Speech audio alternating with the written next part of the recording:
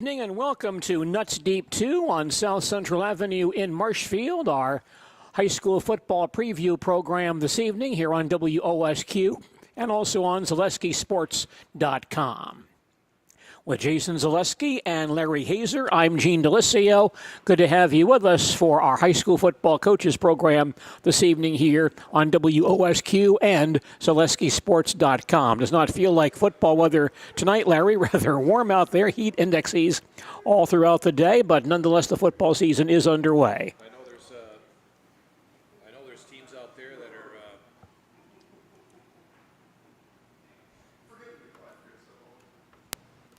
There we go. I know there's teams out there that are either cutting their practices short this evening or maybe not even having a practice with the weather. But, yeah, it doesn't feel like football weather out there tonight. I'm glad we don't have to sit in a booth. That's true. We do not have to do that. We'd be sitting and sweating. Yeah, it'd be a little tough to be out there this evening. You saw a good ball game on Thursday night or Friday night with Neilsville Granton playing very well. Neilsville Granton with a very inexperienced team. Just 3 guys or 4 guys back from last year, and one of those guys is hurt already. So, yeah, they had a lot of guys to replace both sides of the football, but played well against New Lisbon and got a win. So Neilsville Granton opens with a win. We'll talk more about that ball game. And Warriors football with Reed Lehman coming up on our program this evening. Right now, our distinguished first guest is Marshfield Tiger football coach Denny Gadel joining us on our football coaches program. Denny, thanks for coming by and welcome to our program this evening. Thanks, Gene. Easy on the distinguished. Well, we went to the thesaurus tonight. We do have to tell the truth here. And your ball club did open on Thursday evening at home against New Richmond. Tough ball game. And New Richmond won that contest by a single point, 7-6. Fill us in on your thoughts about that ball game on Thursday night. Well, the takeaway at the end when we met at the end, we got better from the first quarter to the fourth quarter, which was impressive to me in looking at taking positives away from the thing. We spent the whole year, my staff and I, just racking our heads trying to beat the defense of New Richmond. And we went to several universities and talked to guys, and it's a weird defense, and it's hard to beat it, and you've got to do little things, and they make you break your offensive scheme down to 1 or 2 plays, and if you can't beat them on those 2 plays, it's going to be tough to beat them. So I thought we did a nice job. I thought our running backs came in a little bit tentative right away at the beginning, but by the end of the third quarter, they were hitting holes hard and running with some power and strength. So that was pretty cool. We messed up on a few plays. We missed a few field goals and, lost the game by 1 point. I mean, we had chances at the 1-yard line a couple times inside the 10, and we just didn't connect and make things happen. So it's our fault. It's mine. We didn't have them prepared for things that right at the end, and I probably didn't prep the quarterback enough. That's on me. But I thought the guys on the other side of the football, the defensive dudes, they had it going on. I mean, they held them down to 1 touchdown they got early. It looked like, oh, my God, here we go again. But, they got us the ball back just about every other possession of the game. So we'll just, build on what we did this, last Thursday night, and come into the game this week, facing a much more conventional defense. I would say conventional, meaning that it's not as weird as the one New Richmond plays. How's that? What are your overall impressions of this year's ball club? Right now, I'm very happy because of the way things are rolling. Our offensive line is light years ahead of where we've been at this point in the last couple seasons, I would say. And we're playing some young dudes. We got a sophomore playing and would have had another one. He just got hurt a little bit in the second week of playing, but he's rehabbing and he's getting better. Our couple seniors that we got on the offensive line are holding their own and shoring up our outside edges, and one's playing center. So we got some leadership and we got some youth, and they're kind of coming together. I like it a lot. Our running backs are by committee right now. We got 3 or 4 of them. One running back, Hayden, doggone me now. I got to get my Carlson. Carlson, thank you. Hayden is playing a little bit fullback and tailback. We're kind of bumping him around a little bit. Good player, sophomore, and really brings a lot to our offense. You mentioned the offensive line being a bit ahead, and that's kind of unusual since that's a rather young offensive line. Aside from Ethan Connect, I believe, there are newcomers on that line this year. Yeah, well, John Klum was playing center, but he's a senior this year too. But No, Randy just does a tremendous job. I told him today, I said, Randy, you're 4 weeks ahead of where you usually are right now, and he just laughed a little bit. But those guys are making pass protection calls. Those guys make run game calls, run game checks. They're doing a lot of stuff, so my quarterback doesn't have to do a lot of thinking. The linemen are taking care of it. They communicate with each other, look back at each other.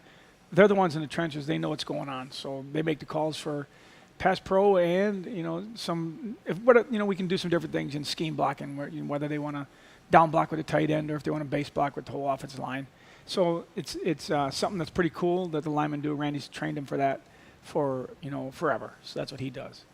And you mentioned the quarterback this year, Chase Robinson. Saw some playing time for you a year ago. Outstanding baseball player, all-conference infielder for the Marshfield Tigers. Tell us about Chase and what he brings to your ball club. Chase he brings a lot because he brings that aspect that the defense hates. He can run the football. And that's that odd man out, the 11th player that turns into 12 if they're asking the defense, because when he can run the football and throw the football, it makes the defenses really, really sketchy because they don't like that. They have to account for him. And, the team last week had a guy on him all the time. They manned up everybody, and that's how they do things. They're quick and fast, and they accounted for him. But he got away on a 60-yard run to the 1-yard line. We just couldn't push it in. It's one of those things. But nope, he's coming along really well. Little, I guess, jumpy maybe on a couple reads that he could have made at the goal line on some pass plays. Again, my fault for not repping it as much and making it become second nature to the man he's supposed to be looking for, because it's my fault for saying throw it to the good guy, throw it to the fast guy, throw it to the guy who can catch. And guess who that is? That's Brooks. So he's looking for him all the time. We got to try to make that a little bit better where he starts focusing on some things. And this week, I guess today I said, you kind of got to be sneaky. You got to start thinking that you're going to throw it to Brooks and then we're going to throw it to somebody else. How about that? Mm-hmm. Oh, I get it. Oh, you really? Some of those things that we got, they're still kids. I love it. They still, things are still new to them. And even though they think they know it all, they still have to ask for help. And we're there to help them. That's what we're here to do. So. Well, that receiving core is very strong. Tell us about those young men for this year. Again, we're a little bit, we got some things going on with the receiving core. Obviously, Brooks is our number one, and he's a stallion. His basketball accolades, and he's great at it. And we were just very, very fortunate, because some kids can make decisions where, if they like their sport in today's world, they say, I'm just going to focus on this. That's the word that I hope every coach in Wisconsin or in America just starts cringing about, because that word focus on a sport, you guys know as well as I do, you can focus all you want, wish in one hand, want in the other, see which one fills up first. You are a play away, you are a rock tripping on the sidewalk coming into this place where we're talking right now, from losing a knee, focusing on a sport, give me a break. Play everything you possibly can in high school, because you only get 4 years guaranteed to do it.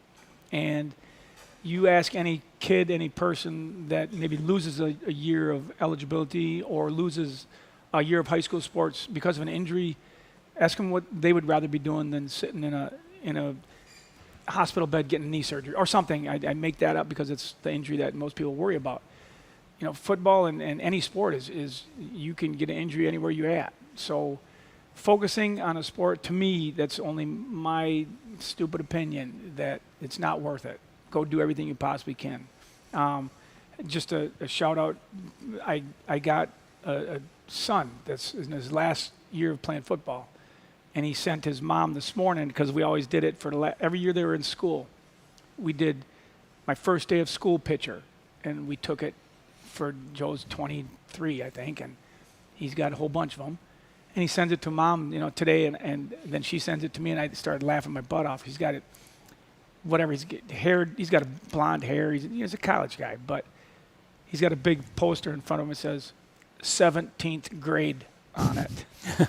Yeah, and that's the same thing. I didn't start laughing, but it's his final one, and hope that for the best for him, hope everything goes well. And he's had a great time, and he played 3 sports in high school, because you can, and took every effort or every chance he could. So I just, every kid out there, I just, man, play every sport you can, because you don't know. You just never know. So play every sport you can. And you talked about the running back situation a bit. Some pretty talented guys back there for you. Yeah, there's no doubt. I really, really impressed with Graydon Rohde, our senior, because he's a quiet guy, and his mom comes up and tells me that you're looking at the wrong kid. He doesn't shut up at home. He's one of those guys, But if you're with him in practice or with him in school and talking, he doesn't say much. He's that quiet dude. But I just said, Graydon, it's time to crank up, flip the switch in the second half, and the dude did. He started running zone schemes and hitting holes that we've been teaching for 4 years to him, and he finally gets it. He's running right up the middle and then bouncing around from lineman to lineman and getting yards. That's cool as heck. And Hayden, a sophomore kid, he's one of those dudes that, like, through all the years coming up, that everybody said, Coach, here's the next guy, here's the next guy, here's the next guy. And I'm very apprehensive to listen to all the next guys I've had in 31 years because you never know what's going to happen, who's going to show up, what is this next guy. And this one is one of those dudes. He really gets it. He's really talented and love the kid to death. He's really working hard. He asked really heartfelt questions like what if and how is and this and that and that. And Coach Brandt is, we're trying to get him to football as much as we can. But we got a senior in front of him and another junior fullback in front of him. So we're kind of a little bit, making things happen, giving the kids a lot of carries and see what they can do, and hoping we get a running back, out of all this. But I'm going to play as many kids as I can. That's just the way I like to do things. I want to give kids chances. I want to give kids, touches. And I'm the person that gets told that you can't make everybody happy all the time. And I say, well, I'll try. So, and I get it, and I'll probably get in trouble in life somewhere trying to make everybody happy. But as long as my wife and some kids are happy playing for a football season, we'll be okay, and I'll survive. And that's what'll happen. As you mentioned, your defense looked pretty good on Thursday evening, and some real stalwarts. And once again this year, looks like the defensive ends and the linebacker core very strong for the Tigers. That's where we're loaded. We're coming back with all seniors in those positions, So, at our Simon Daggett and Owen Griesbach, Owen got a little bit of a twinged up knee in the game Friday night. I hope everything's, we'll rehab him and get him back going. But those two dudes, they're pretty strong competitors. So we're really happy with our outside dudes. And you've got an inside linebacker in Caleb Denny and Dawson Meisner. I mean, Denny's going to go wrestle for Wisconsin, and Dawson's going to go play linebacker at Eau Claire. So two dudes that are moving on and doing things. And I forgot to say Simon's going to go to lacrosse too. I think he's going to go by his brother and play down there for lacrosse and go Eagles. Got to make it happen. And Alex Pilsner and Preston Hackett, if you go to the secondary, two more seniors there. So those guys are holding down the back end, and we got our loaded up middle. And now you just put in there Austin Anderson and Brock Karofi at nose and a 3-tech. We're pretty loaded up the middle. And where do you want to be tough on defense? Right up the middle. So I can't say enough about what Coach Lukey has to work with, and he does a tremendous job. You guys know Len's 25-year guy too, and he knows what he's doing. There's no doubt about that, and so those are things that they got a lot to work with, and that's great. And they're going to keep us in ball games and win ball games for us. They scored our only touchdown last week. Guess what? Offensively, we didn't score a point. So I think the defense can just about win it by themselves, but we got to start coming to time and doing things. So that's our deal. And Jackson Anderson and Triton Gross, two juniors on the corners. They're fast kids and can hold their own against most people. They're not the tallest dudes. I think they're a 5'8" and a 5'8" guys, but if we get some 6'4" receivers coming out, they're going to have to jump in their knee pads and climb up the top and knock the ball down. How's that? But we'll be just fine on those guys. Some other contributors on defense, I got my list here so I don't forget too many kids, is Ethan Richardson's all-conference guy last year, and he's back doing the same things he'd done last year, so we'll get him up to speed and cranking. And Bryce Grimm was another senior down low playing tackle, so he's another dude there. Dalton and Dylan Hagan, another defenseman. Dalton, I think, or Dylan, they're twins. I still can't tell them apart, but I can. One's a DN, I think, is Dalton, and Dylan, he's a corner. And then Travis Weigel's another senior, and Beckett McFarland is another corner and a safety. He switches up both of them. He's a junior kid, so pretty senior-dominated defensively. Larry, any questions or comments you have for Coach Well, Cato? I was just going to mention about the Wisconsin Valley conference this year. The football conference added a couple of teams from the Big Rivers Conference. Your thoughts on that, and then how you think this conference is going to shape up and where Marshfield might fit in? Well, with everything, we are kind of the, I don't know what you call us, the fulcrum of the state of Wisconsin. We're right in the middle, and we got nowhere to go. How's that? I mean, Yeah. There's all kinds of sayings for that, but we're just happy to have games, and so we don't have to, fold up a conference. I mean, we're 5 teams, and we're now the smallest team in the league. So we're at, I think I don't know what Coach said. If Prince was at 1235 or something like that coming in this year to our population, and the closest one to us is, Rapids 1,400, something like that. But both Wausau schools are over 1,500, and Spash, is 2,000 something. So, but again, we pride ourselves in getting numbers out of kids and playing a lot of kids, so they want to come play. But again, you still every single year you lose some kids here and there, whatever, they don't want to come back, and we're constantly trying to say, what are we doing wrong? How can I get you back?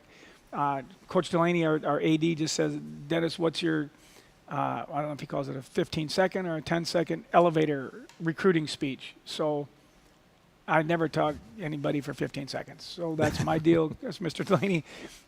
So we're always on kids and trying to recruit and make sure we're trying to get kids playing time. So, but my thoughts on everything with, the Big Rivers just showed us what they got. They beat every one of us last week. I think maybe West won on last week.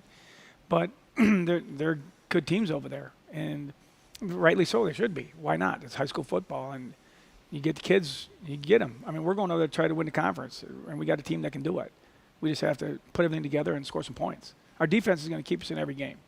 We got to find a way to score a couple touchdowns. That's our deal.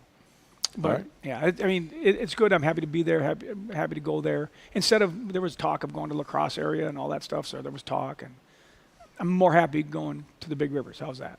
Okay. Menominee, Thursday. How's that matchup?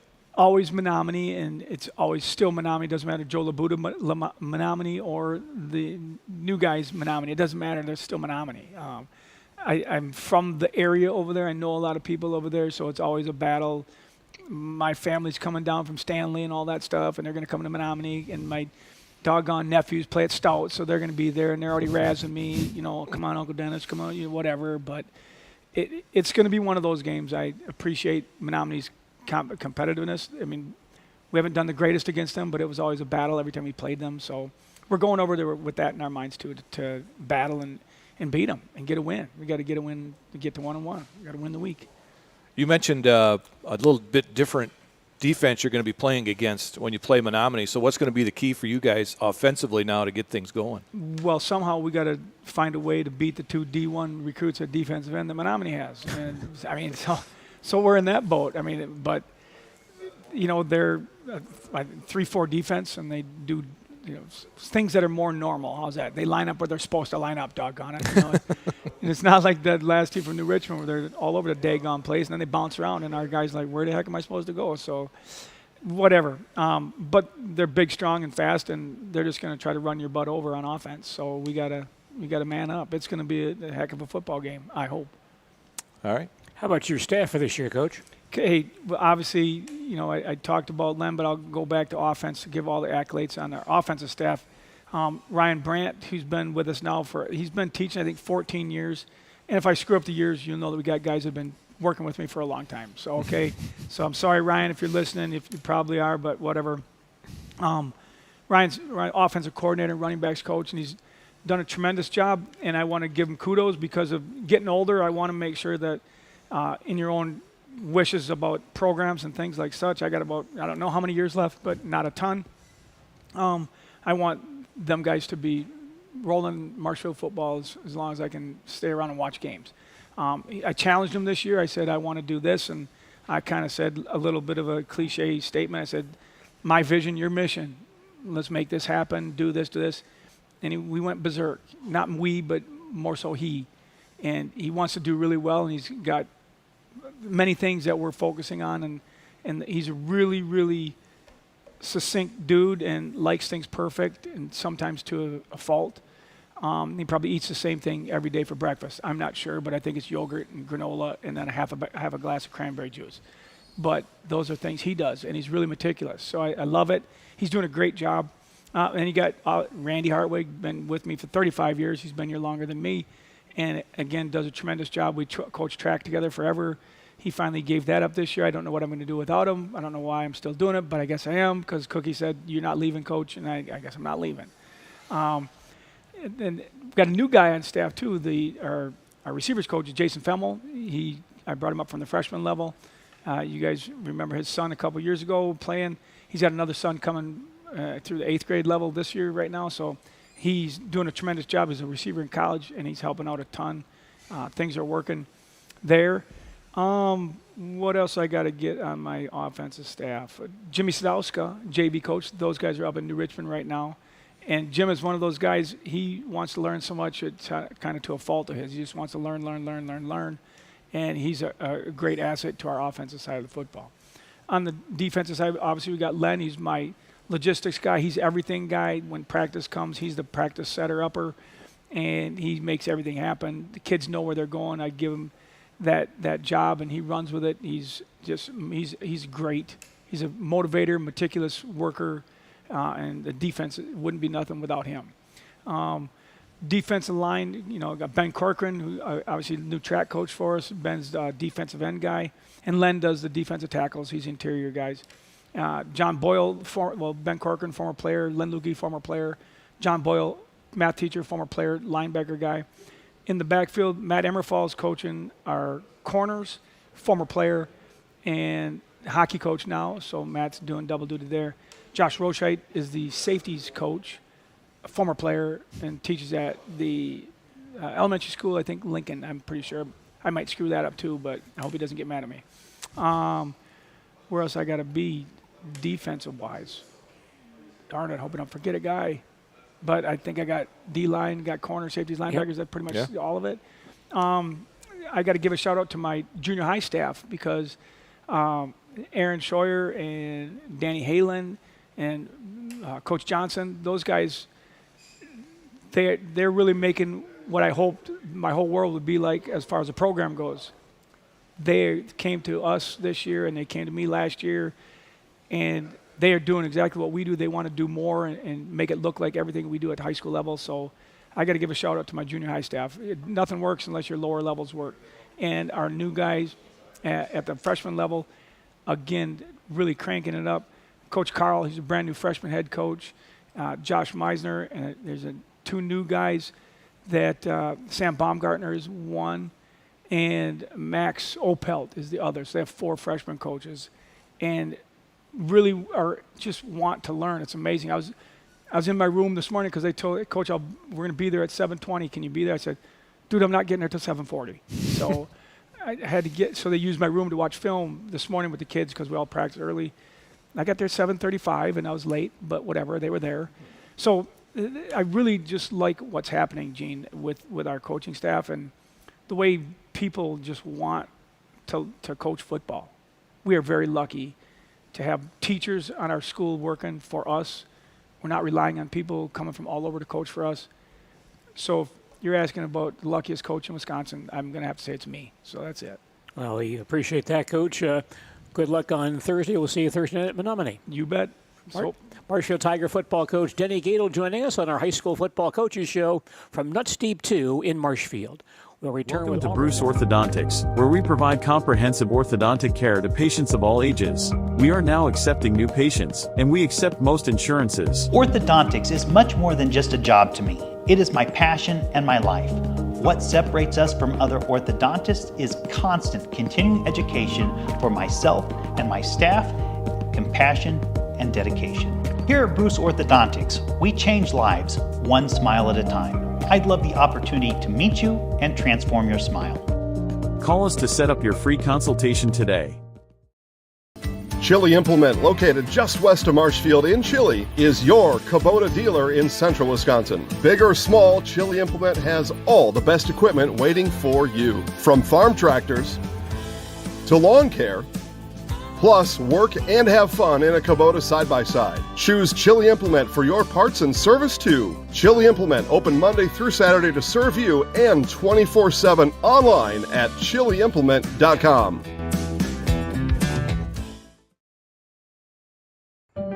For over 50 years, the Dental Clinic of Marshfield has served the area with the talented expertise of a big city dentistry with a hometown feel. With our multi-specialty staff and board-certified periodontics and orthodontics, Dental Clinic of Marshfield has solutions for your family. We take pride in being in-network with an array of insurance companies to meet the needs of our communities and our patients. No matter what your dental need, the Dental Clinic of Marshfield will be there for you. Let your job journey begin at Express Employment Professionals. Find hundreds of employers looking for a candidate like you, all in one place at one time. And let Express Employment help connect you with your future career. With locations in Stevens Point, Wausau, Marshfield, and Medford, you'll find local jobs right in your community, including direct hire and evaluation to hire opportunities. Express Employment specializes in light industrial, skilled trades, professional, and office careers. Begin your job journey today with Express Employment Professionals at expresspros.com. Is it time to replace your old gutters? Call Schwartz Seamless Gutters and protect your home with new seamless technology. OSQ FM and ZaleskiSports.com with Larry Hazer. I'm Gene Delisio. By the way, I'm Sports Radio 92.3 FM, WOSQ. On Wednesday evening, Wisconsin Badger football coach Luke Fickell joins us for the Luke Fickell Show, 7:05 on Wednesday evening on Sports Radio 92.3 FM, WOSQ, and WOSQFM.com. A good start this weekend for the Auburndale High School football team. The Eagles won at Spencer on Friday, knocking off Spencer Columbus 42-21. And a big night for Auburndale quarterback Blake Rabb, who passed for 152 yards and 2 touchdowns and also rushed 138 yards and 3 scores in that ball game for Auburndale football coach Jay Anderson. Coach Anderson now joining us on our coaches program from Nuts Deep 2. Coach, thanks for joining us. Congratulations on that big opening win on Friday evening. Thank you. Thank you very much. Thanks for doing this. Really happy to be here. And tell us your thoughts about, first of all, that opener on Friday night. It's always good to get a win and to get that first game going, I guess. And I think everybody was ready to, get that first game underway. And as a coach, I'd say we are ready to start making corrections, and we've been working on that. So we saw that we have a lot to improve on. I really don't want to think about the score and things like that and try to convince our players that, we want to win, but we really do have some things to work with and work on and to move forward. Spencer Columbus played with a lot of energy, a lot of heart, and that score maybe did end up 42-21, but it wasn't really a true indication of the game. Any thoughts you have, Coach, on this group you've got assembled for your ball club this year? I really like it. We've got a nice group of athletes. Got the kids that are working hard right now, and it's just a fun group to be with. And so far, their off season, they really put in a lot of work. So it's a lot easier to be able to be working with kids when they bring the kind of energy and also off season work ethic that they have had. So it's always really grateful. It's really easy to spend the time with these guys and to be able to make those connections. Well, the numbers for your quarterback, Blake Rabb, quite impressive in that ball game on Friday evening, passing for 152 yards and 2 touchdowns, rushing for 138 and 3 scores. I would imagine a lot of your offense revolves around Blake, so let's talk about him and what he brings to your ball club for this year. Well, even last year, he would have been a nice option if we had gone that way last year, and it was really very tight with him and Caden Anderson. And obviously, Caden Anderson really put up some good numbers and did a nice job as a quarterback. And then last year, knowing that it was a very tight race going through the preseason, going through practice, and leading up to that week 1, and who was going to be our starting quarterback last year. So it really isn't a surprise for us to be able to see that he puts up those numbers we know he's capable of. But Blake is a competitor, hard worker, and he's just a real balanced athlete. So he's able to be an elusive runner, and he works very hard in the weight room, so he'll be able to square up his pads and get some tough yardage. And he's just a nice athlete and good vision as a quarterback, so throwing also. So he brings a lot of balance, and the offense that we've been running for the last several years, you see some of the quarterbacks we have, and he really fits that mold to be able to kind of continue with what we want out of our quarterback and our offense. Are you able to design some things for him specifically as a runner? Yeah, there's really different things that we'll highlight. Caden Anderson was a really powerful runner. Not that he didn't have that speed, and he could get out in the open ground and cover some ground, but he was really powerful and could probably carry a lot more, where Blake is maybe a little more elusive, trying to get him in maybe a little bit more space. But it's really all still within our offense and just highlighting different things that suit him better. You've had a run now for a number of years of some really solid quarterbacks in your program. How have you been able to develop so many good quarterbacks in recent years at Auburndale? I think it's a lot of what we're doing offensively also, to be able to use maybe our athletes in that way. And with Cooper Weinfurter particularly as the first one to start this kind of offense, we followed up with Hunter Wright, Trayton Weber, Caden Anderson, now Blake Rabb. They're just some really good athletes in their own right. So you bring them up and you kind of think of a really well-rounded athletes, and they're gamers, and they know the games and all the sports. They're just those kids that just pick up everything, are really able to utilize their athleticism, their intelligence, and playmaking ability. So it kind of goes both. These guys are hard workers, but our system is also going to be able to be made towards maybe getting one of our better athletes or best athlete and putting them back there and using him. So otherwise, always working on some of the throwing techniques and the best thing that we can. We'd have the same things, and most teams do, just developing that athleticism. We really take them and put them through running back drills also, so it's not just quarterback drills, but we have to take the time for some of the footwork and get them as a running back. And then also there's always time to be able to make sure that they can make certain throws that we need out of our offense to keep it running. And fortunately these guys have been able to make most or all the throws that we want in our offense, but we highlight some of those that suit them better also. How about some other young men on your offensive side who've done well for you? Right now, we had Nathan Van Wy ran for maybe 80 yards. He did a nice job. He missed all of last year. We have Nathan Richardson back as a wide receiver and as a starter last year, so he's a weapon, nice hands, pretty good route runner, and especially some of the underneath, and we utilized him with some of the slants the other night. Trevor Trowbridge at wide receiver does a really nice job. He's a fast, athletic kid and can go get the ball. And then Peyton Weinfurter, another one that maybe uses a little bit more of his quickness and underneath and some quick passing routes there. So we do have some nice skilled positions. We have players going to have a sophomore that stepped up a little bit at tight end, Carter Grossel, and then this week it's good to have Colton Weiler back. So we're expecting big things. We didn't have him last week, and one of the best reasons for a kid to miss a week or so of practice is you representing the United States in the 17 and under World Wrestling. So yeah, it was. He's a very good athlete, really good kid, and missing him this last week, and he'll be ready to go now and get back into the swing of things. What does that offensive line look like for this year? Offensive line, we return a lot of experience.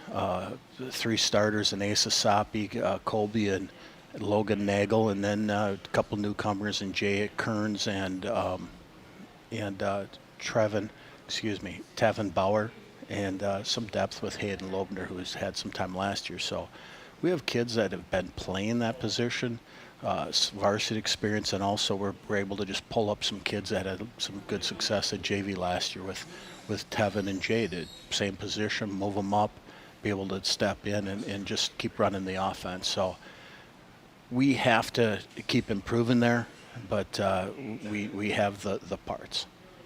How about the defensive side for this year? Defensive side, we return a little less experience. Again, we have some nice athletes. Friday night, I wasn't real happy with our tackling, and it really wasn't. It really came down to more of our technique, getting to through our steps, through our reads. We really did not take very good angles, so we're really going to be focusing on getting our proper techniques, whether it's linebackers, D-backs, offense, or defensive linemen, to be able to stay true to the techniques that are taught and giving ourselves the best chances. But we have Hayden Loebner, who's a starter last year in the defensive line. He did a nice job. And Wyatt Molson is a returning starter along with Logan Nagel. So those three starters are back on the defensive line. Colton Weiler is the only returner as a linebacker, and then Blake Rabb as a defensive back. So we have to have some of these other guys stepping up, and we'll see where that gets us. But that's experience returning. We kind of some really key players at defensive front. The one guy that we did graduate, Greg Brumman, did a heck of a job last year, and then Caden Anderson, a 3-year starter. So a lot of production is lost. But we do return a lot of experience. All right, Larry, let's bring in Larry Hazer for some questions and comments for Coach Anderson. Larry? Jay, with you mentioned the experience coming back. I noticed a number of upperclassmen coming back for you this year. And you mentioned there's some things you have to work on. Does it make it a little easier as a coaching staff to work on those things with that many kids back? Yes, I think so. I think they understand, and they've been in the system. We have, I think, 17 juniors and 8 seniors, so it's a really nice, upper class group there. And it is, they've had this coaching for a long time, so really hope so. We've had some things that on film here that we are not coached to do, and I'm hoping it just kind of that first game, the ball snapped and we're just kind of flying around. Our energy was there, our effort was there, but some of the technique was kind of out the window. So I'm hoping, yes, that experience, they'll be able to tighten things up and get through their proper progressions. Is alignment, assignment, and execution, as I say a lot to them. So hopefully we'll be able to tighten that part of it up. Last year was the last year for the Merriwood Conference. You moved to the CWC Small this year with a few of those teams from the Merriwood and some other teams mixing in there. How do you see that conference shaping up? And where do you guys fit in, do you think? I think it's going to be very interesting. I have to wait on that and maybe tell you in a few weeks. I think we got a big 3-4 weeks left. I haven't even really thought much past that. I don't even know the order, but I know starting out just thinking that we have 3 straight home games, and they are going to be very tough with Marathon, Edgar, Pittsville in that order. And I'm not even sure after that, they move that. But the conference is going to be very interesting. It really is a nice setup there as far as the similar size schools, locations, and still having some of that common Merriwood flavor and teams is going to be nice.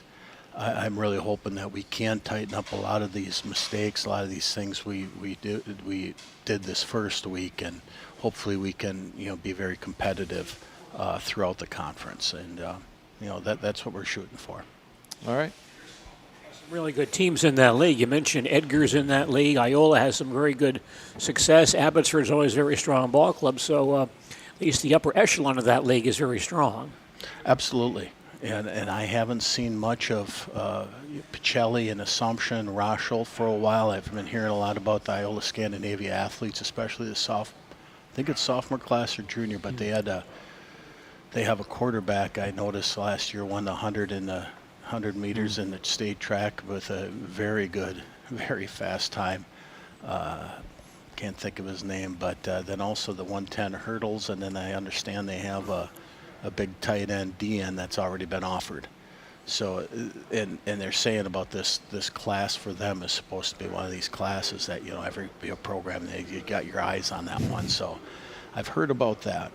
And knowing the teams that are carrying over, Pittsville always brings it. They do an outstanding job of getting their athletes and getting them to play hard. And they were up 20-0 on Marathon the other night, and it got away from them. But watching that film on them, he again, they have them playing very hard, so they're going to be very solid. And it's going to be a tough conference. Who do you have on your staff this year? Myself, of course.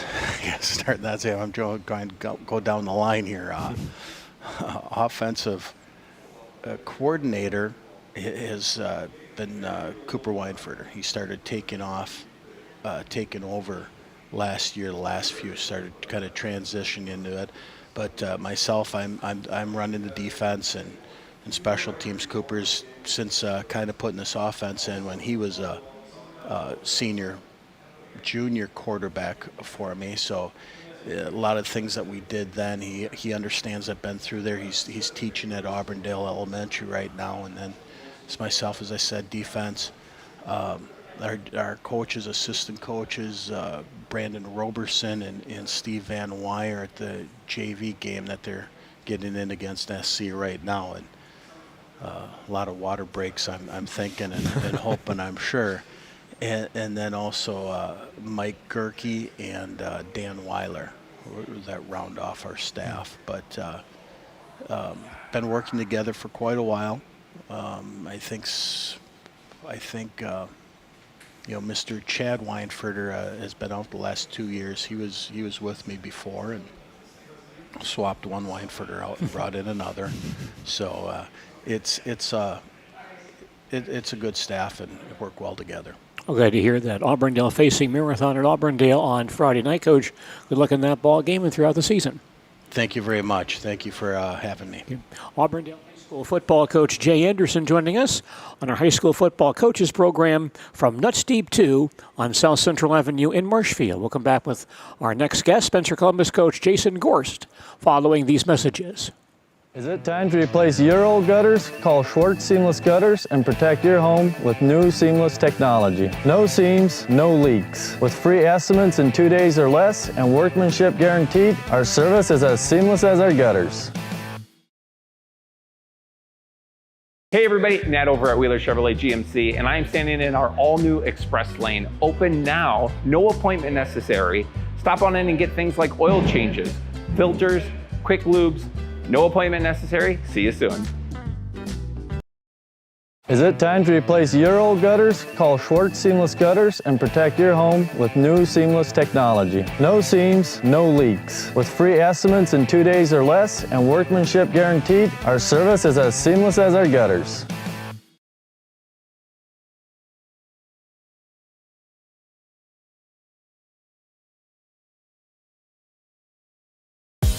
Culligan Water delivers. From your first call, to your first sip, to your first soak. Culligan, give us a tap. The only water that comes with a van. I had an employee at once ask me to prioritize family, faith, and business, and I put them in that order in particular. For each one of our employees, it's family first. You do what is best for you and your family. Then the rest of it will take care of itself. It's about making sure you make the best decisions for you and your family.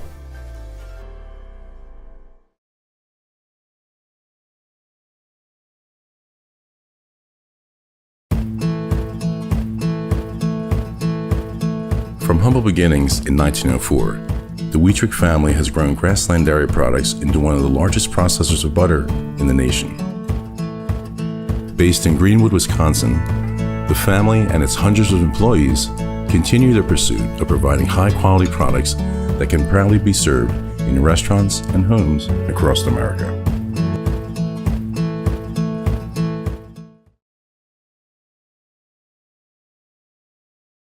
Columbus, Athens, and Gilman all participating in the Medford Invitational, Tuesday at 1 p.m.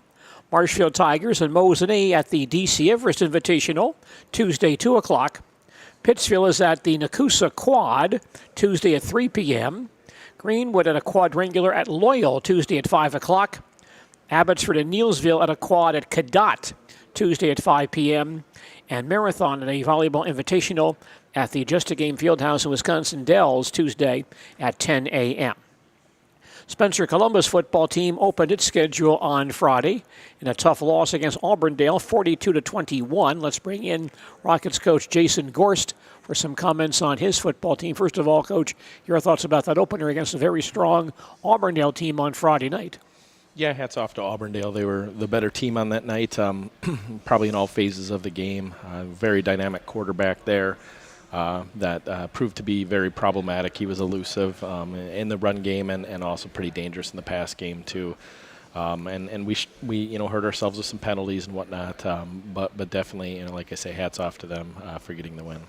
And Coach Anderson did mention your ball club was awfully tough on Friday night. The score was perhaps not indicative of the closeness of the contest. Let's talk about your team overall this year and how you feel this team has progressed this season.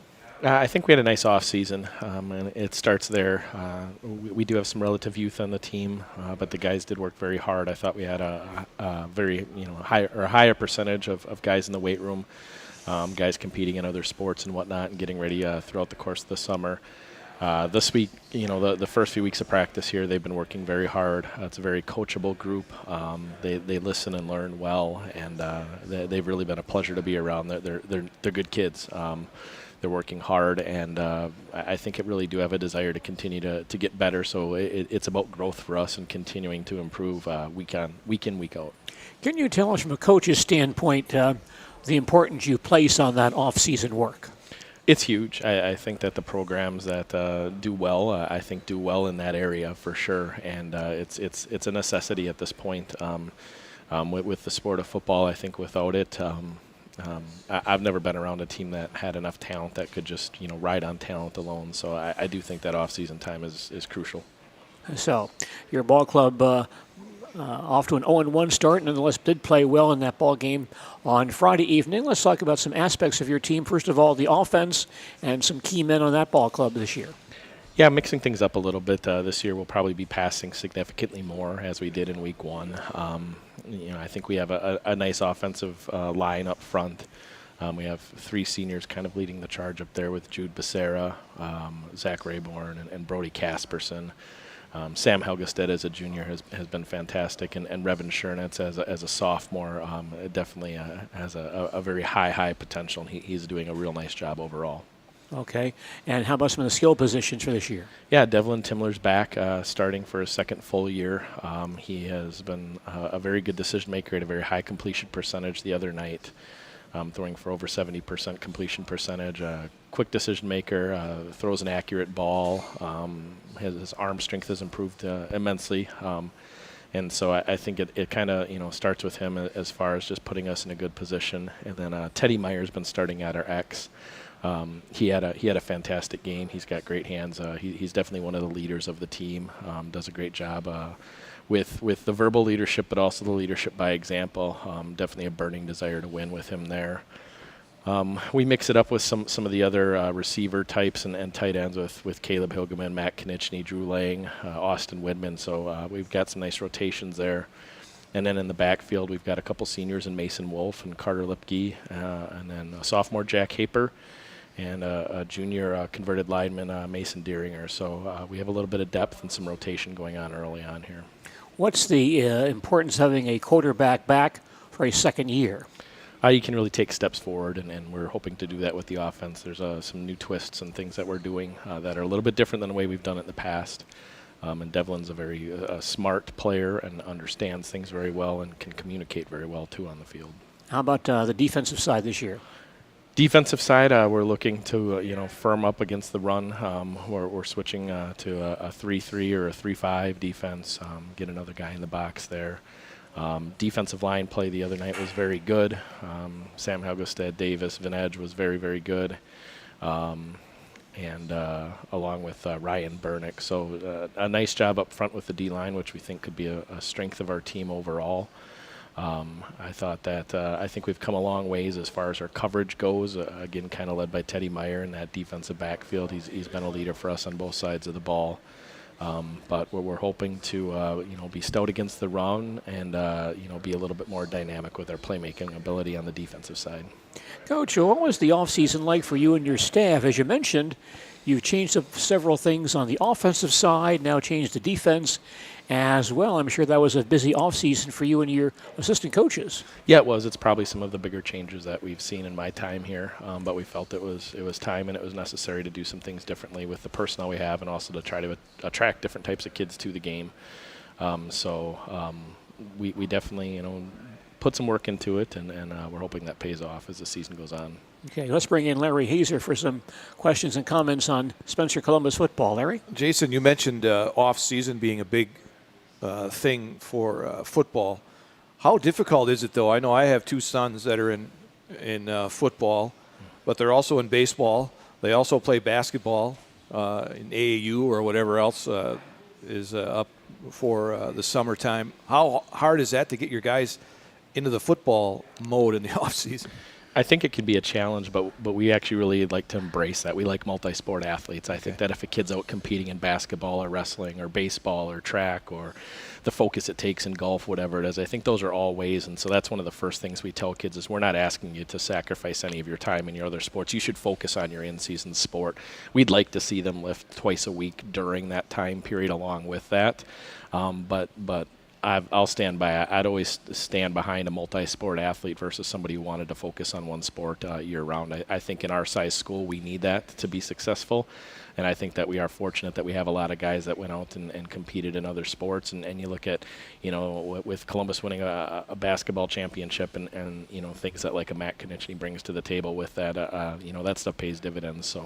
So we're a big proponent of multi-sport athletes. I'd always encourage our kids to play as many sports as possible. I was just going to say, I heard some of the names you were mentioning on both sides of the ball.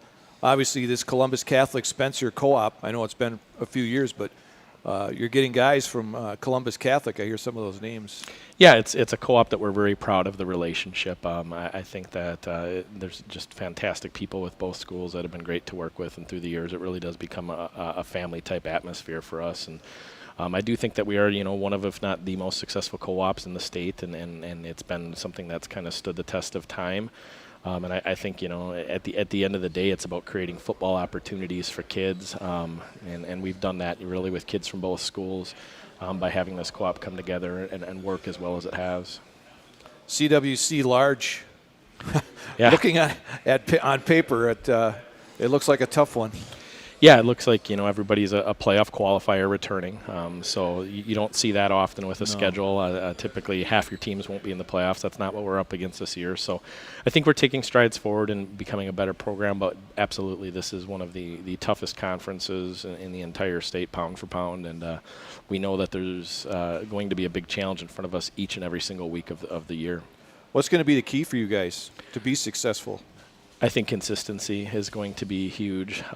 You look at the percentage of good plays in a game, the percentage of bad plays in a game, whatever it might be. The more consistent we can be to just be competitive in games, and then you don't know what can happen in the fourth quarter. So consistency is a key word for us, and then definitely growth. We have to be a much better team, in week 5 than we are now. We have to be a much better team in week 8 and 9 than we are right now. So. We know that we have a lot of growth potential, and we have to realize that, throughout the course of the season. All right. Gene? Coach, there are very few coaches we'll speak to tonight who have coached an NFL ball player, but you certainly have with Hunter Lipke now playing for the Dallas Cowboys. Tell us about that experience having Hunter formerly in your program. Yeah, Hunter was a great player for us, a great role model leader. He's a great human being. That's anybody who's ever spent any time around him, would realize his humility and the work ethic that he has with that quiet fire constantly burning inside. So he was an absolute pleasure to coach. His work ethic is second to none. You look at the accolades that he's earned and the spot that he's earned. He's earned all of that, with the hard work and whatnot that he's put into things. So. A very high level of talent, but also just a level of, desire that he had. That's different than a lot, and you combine that all in with, just like I say, his humility and who he is as a human being, as a person, now as a husband and a father, and the example that he sets for everybody. It's somebody that we're all proud of in our community. Well, that's good to hear. How about your coaching staff for this year? Yeah, we've got Eric Stratman's back as our defensive coordinator. Nick Vigut is our lead weight room guy. Luke Hilgeman working with the offensive and defensive line. And then we have Sam Bookberger and Andy Hogden as our JV coaches. So third year in a row with this group of guys here. That's something that we haven't always been able to say, to have that consistency. But they're a great group of guys. They work very, very hard, and they all are focused on forming that special relationship with the players. We talk often about football should be a vehicle that we can teach about life with. It's a fun sport. It's a great sport, but there's a lot of things that we can work on to impact young men.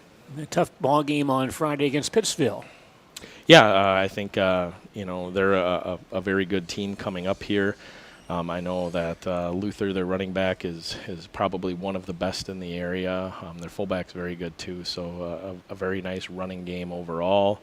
They're I think pretty straightforward with who they are and what they do, but they do it well, and they seem to be a very disciplined team overall. A physical football team, not afraid to hit and those sorts of things. So we know it'll be a challenge, but like I say, we're looking forward to the combination of the youth and then some of the upperclassmen leadership we get. We need those upperclassmen, Mason Wolf, Carter Lipke, guys like that to really step in and have a good game.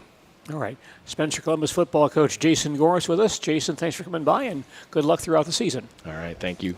Rockets coach Jason Gorris with us on our high school football coaches program from Nuts Deep 2 on South Central Avenue in Marshfield here on WOSQ and also on ZaleskiSports.com. Our program this evening on WOSQ brought to us by I-State Truck Center at 1505 South Central Avenue in Marshfield.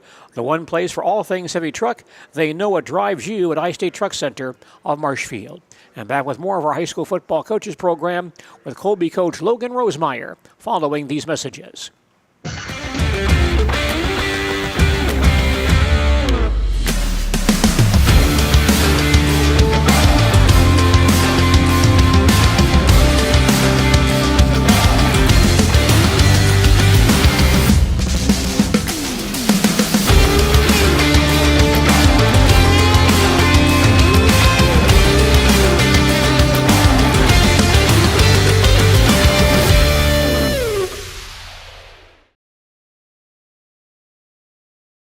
Hiller's True Value in Marshfield, Central Wisconsin's Milwaukee Tool Destination Center. The tools you trust from the people you can depend on. Shop the store within a store and find what you're looking for. That's what I was looking for. That's what I was looking for.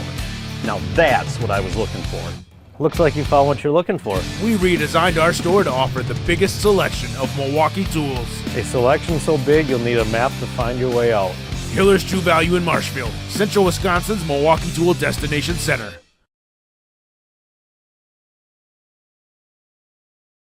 At House of Heating, making your home comfortable is our biggest priority. That's why we offer dependable HVAC solutions and quality work in Central Wisconsin. Our pros are knowledgeable in a wide variety of services so you can feel confident in your results. They'll offer the support you need, whether it's putting in a modern HVAC system or working on and maintaining your current unit. Get in touch with House of Heating at 715-384-3163 or contact houseofheating.com. House of Heating, heating and cooling the air you breathe.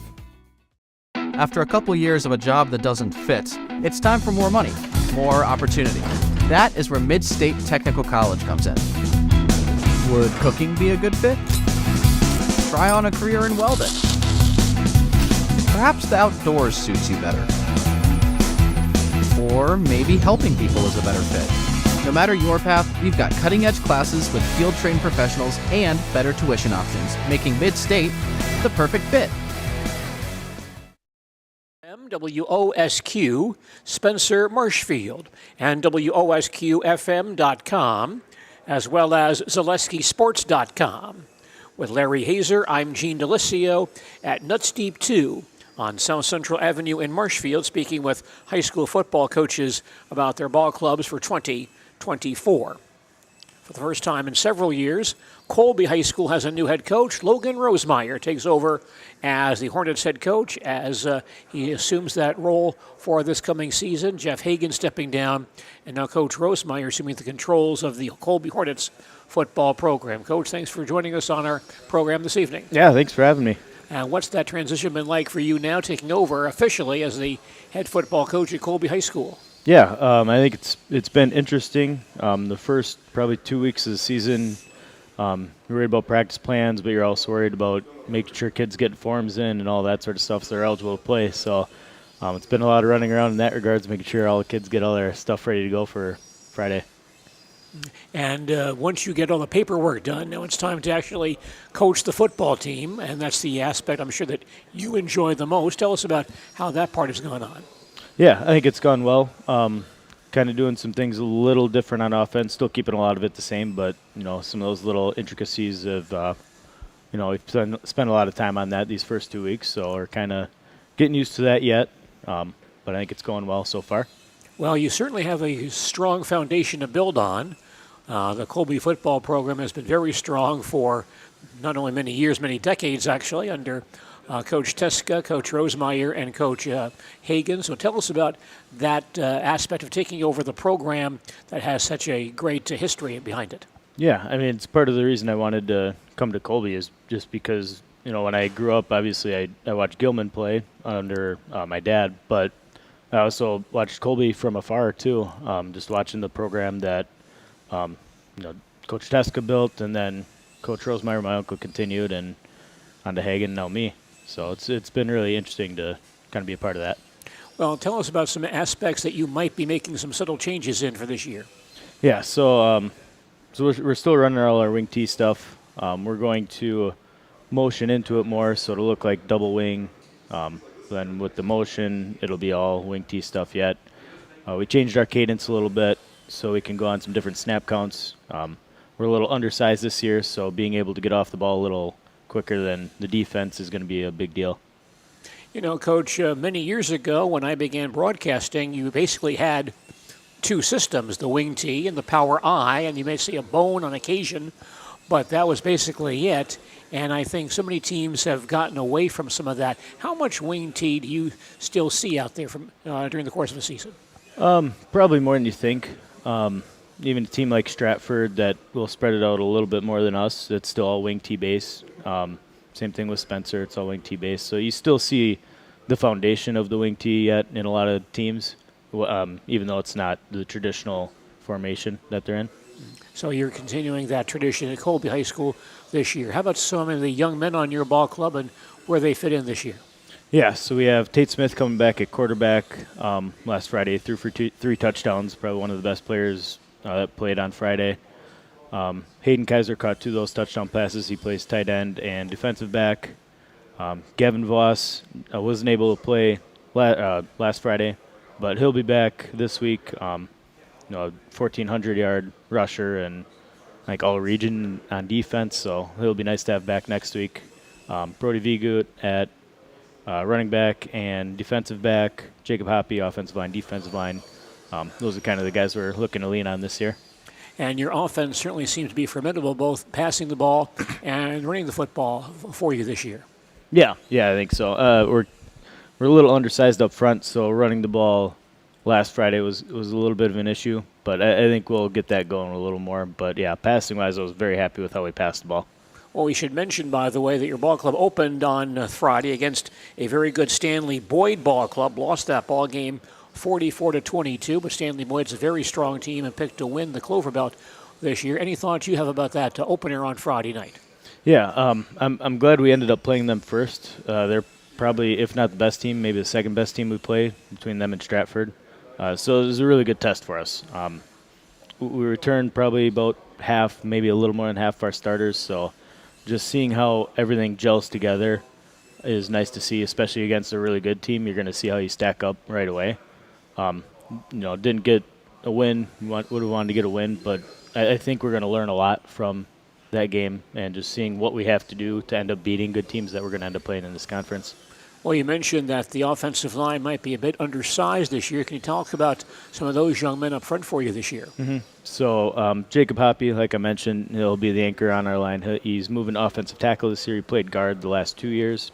Hunter Reynolds at the other tackle. He played quite a bit of tackle last year for us. And then the three newcomers, we have Arturo Lopez at center.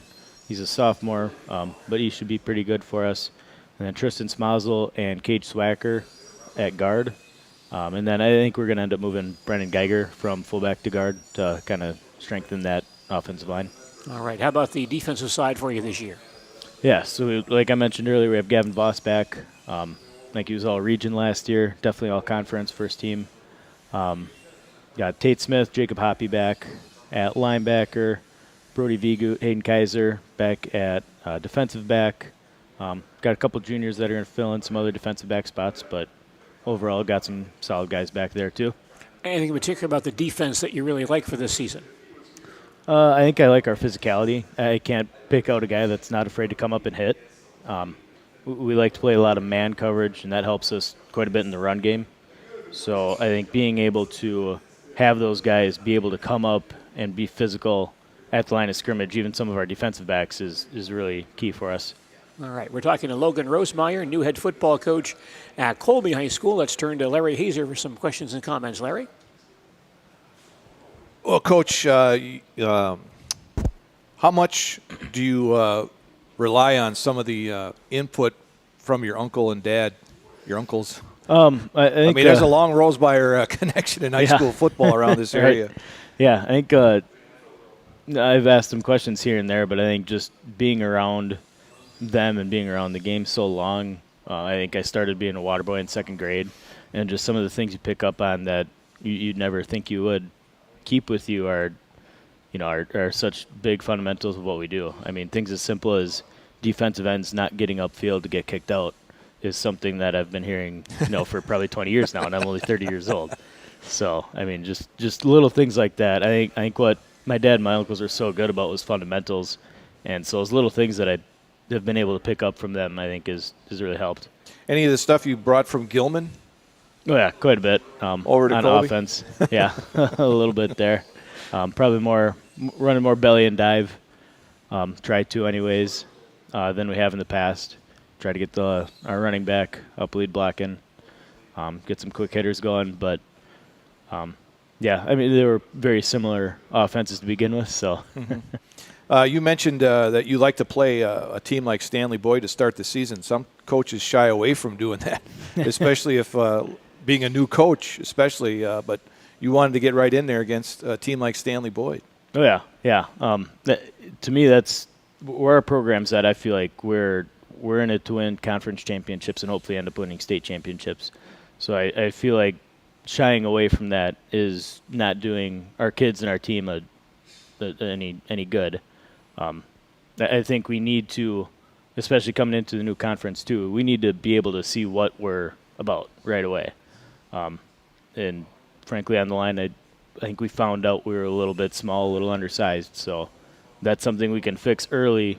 That way when we get to Abbotsford next week and Amherst, Stratford, Wittenberg, all those teams that have been pretty good in Division 5 the last couple of years, and Stratford and D6 obviously, we can hit the ground running.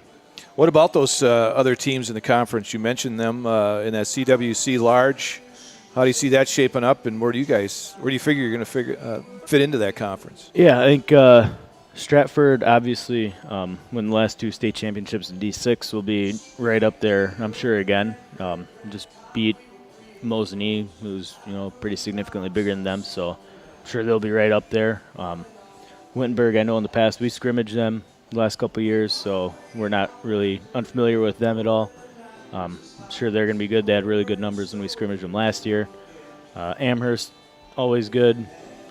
So I think those 3 teams for sure will be at the top. I think WIAA Fremont, I think, has some pretty good kids returning. I'm not quite as familiar with them, but I'm pretty sure just looking at all conference stuff, they were pretty good last year. And I think Marathon has some kids, younger kids that'll step up and be all right too. So we're going to have challenges week in and week out. So you're looking at those teams. I mean, I think Coach Gorse said it too, that you're looking at about 6 teams down that could be playoff teams. Oh yeah, not even just playoff teams. I mean, you could be looking at the fourth place team maybe making a run to level 3, depending on how their bracket kind of shakes out. So yeah, it's tough.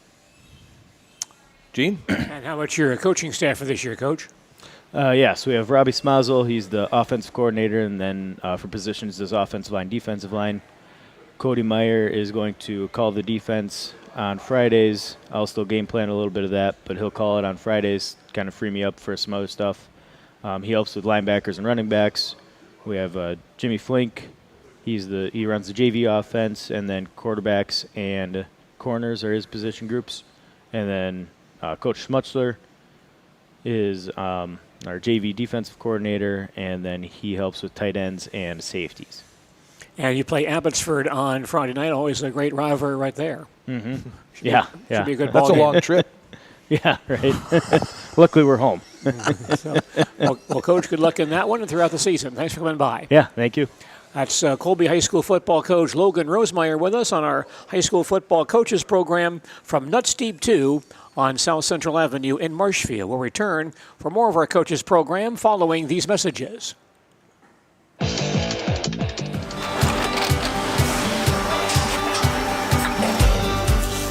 Good day. My name is Ken Hyman, and welcome to Nasonville Dairy here in central Wisconsin, Marshfield, Wisconsin, as a matter of fact. We make a lot of different cheeses. We make cheddar, Colby, Monterey, Farmer's Cheese, Pizza Cheese, Quesa Blanca, Quesa de Fir, Seco, Parm, Romano, Asiago, Fontina, Feta Caseri, Caflatiri, Cafla Graviera, 20 different flavors of Monterey, as well as making Edam, Gouda, and Munster. And the cheese be with you.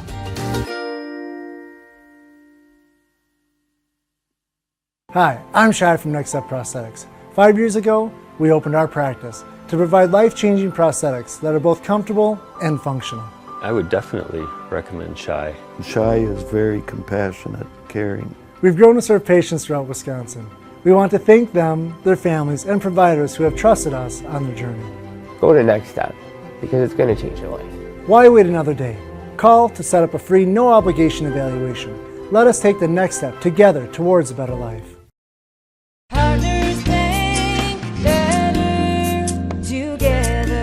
We know how a bank should be at Partners Bank. Banking should be easier. Treating our customers as valued and important. Services should be better with online and mobile banking and locations close to where you live and work. Loans should be quicker, and we make all decisions locally with years of experience helping people with their financing needs. Partners Bank, member FDIC, and an equal housing lender.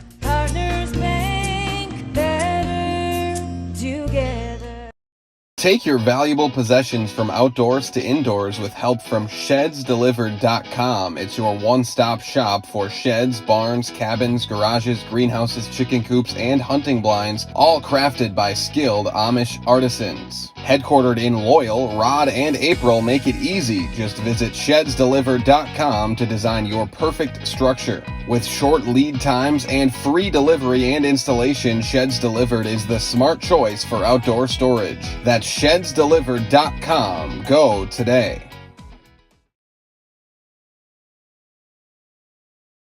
Coaches program from Nuts Deep 2 on South Central Avenue in Marshfield with Larry Hazer and Jason Zaleski. I'm Gene Delisio. Let's mention that there's some big ball games coming up this week on ZaleskiSports.com on Thursday evening. Several high school football games on the schedule for Thursday. Superior at Stevens Point, West De Pere at Kaukauna, Eau Claire North at New Richmond, and the Marshfield Tigers at Menominee. Those ball games all Thursday on ZaleskiSports.com all begin at 7 p.m.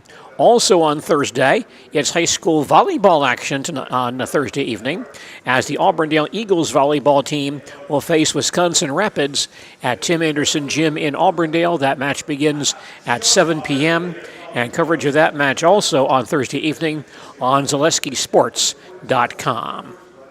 This is our high school football coaches program from Nuts Deep 2 on South Central Avenue in Marshfield. Several coaches waiting to be our guests this evening as we talk about the high school football season in central Wisconsin. We'll come back with more of our program following these words. High school sports coverage is brought to you by Courtesy Auto and Truck Center Stanley, your Ford store with a selection of new Fords and pre-owned trucks to fit any budget. First Choice Credit Union, 1614 East 4th, Marshfield. Helping people in Wood, Marathon, Clark, and Portage counties. Member NCUA.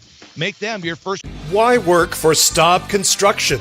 Everybody around you is just family.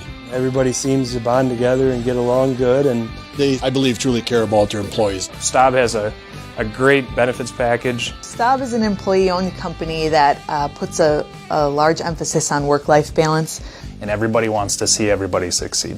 It's a good place to work.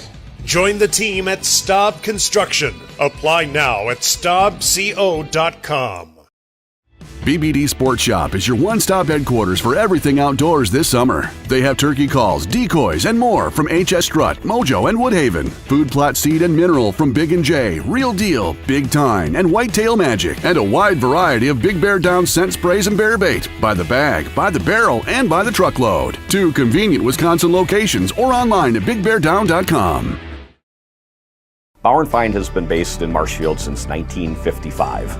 And if you're in business that long, you're obviously doing many things right. We always focus on selling world-class products, backing it up with world-class customer support. Working with Bauer & Feind Business Technologies has been a pleasure. We have staff on call that we can call if we ever have issues, and the printer usability has been really easy, user-friendly. Give us a call, visit our website. We'd be happy to come in, talk to you. Maybe there's a way we can help you save some money and work more efficiently. Wondering what to feed your team after work, the game, or this weekend? Chips Hamburgers in Marshfield and Wisconsin Rapids has tasty, char-broiled burgers for any hungry appetite. From the classic hamburger to the famous Chips Champ and everything in between, check out our daily specials. Stop inside to enjoy your meal with comfortable seating. See our complete menu of burgers, hot ham and cheese, hot beef, chicken and fish, fries, rings, curds, and ice cream served year-round. In a hurry? Same great menu in the drive-thru. Chips Hamburgers in Marshfield and Wisconsin Rapids. For the Abbotsford High School football team, as the Falcons won their season opener with loyal Greenwood on Friday evening by a score of 33-16. And looking for good things from the Abbotsford football team coming up this season. And Abbotsford football coach Jake Knapmiller will be joining us and talking about the high school football season for this year. Coach, congratulations on winning that season opener, and tell us your thoughts about that first game of the year on Friday night. Yeah, thank you. Obviously, the first game is you never really know how your kids are going to handle situations, and you usually have some of those disappointing penalties that you don't see the rest of the year, the dead ball penalties, false starts. Those are frustrating as a coach, but you always know that that's going to be a little better chance of happening on the first week. We went into the first week with only 1 scrimmage out of the 2 scheduled, and a lot of teams in our scrimmage had 3, and so we didn't feel great going into it without that little taste of game type action. We had 15 plays instead of 30, and so I think that was a factor in our kids maybe not executing the way that we wanted to, but we came out with a win.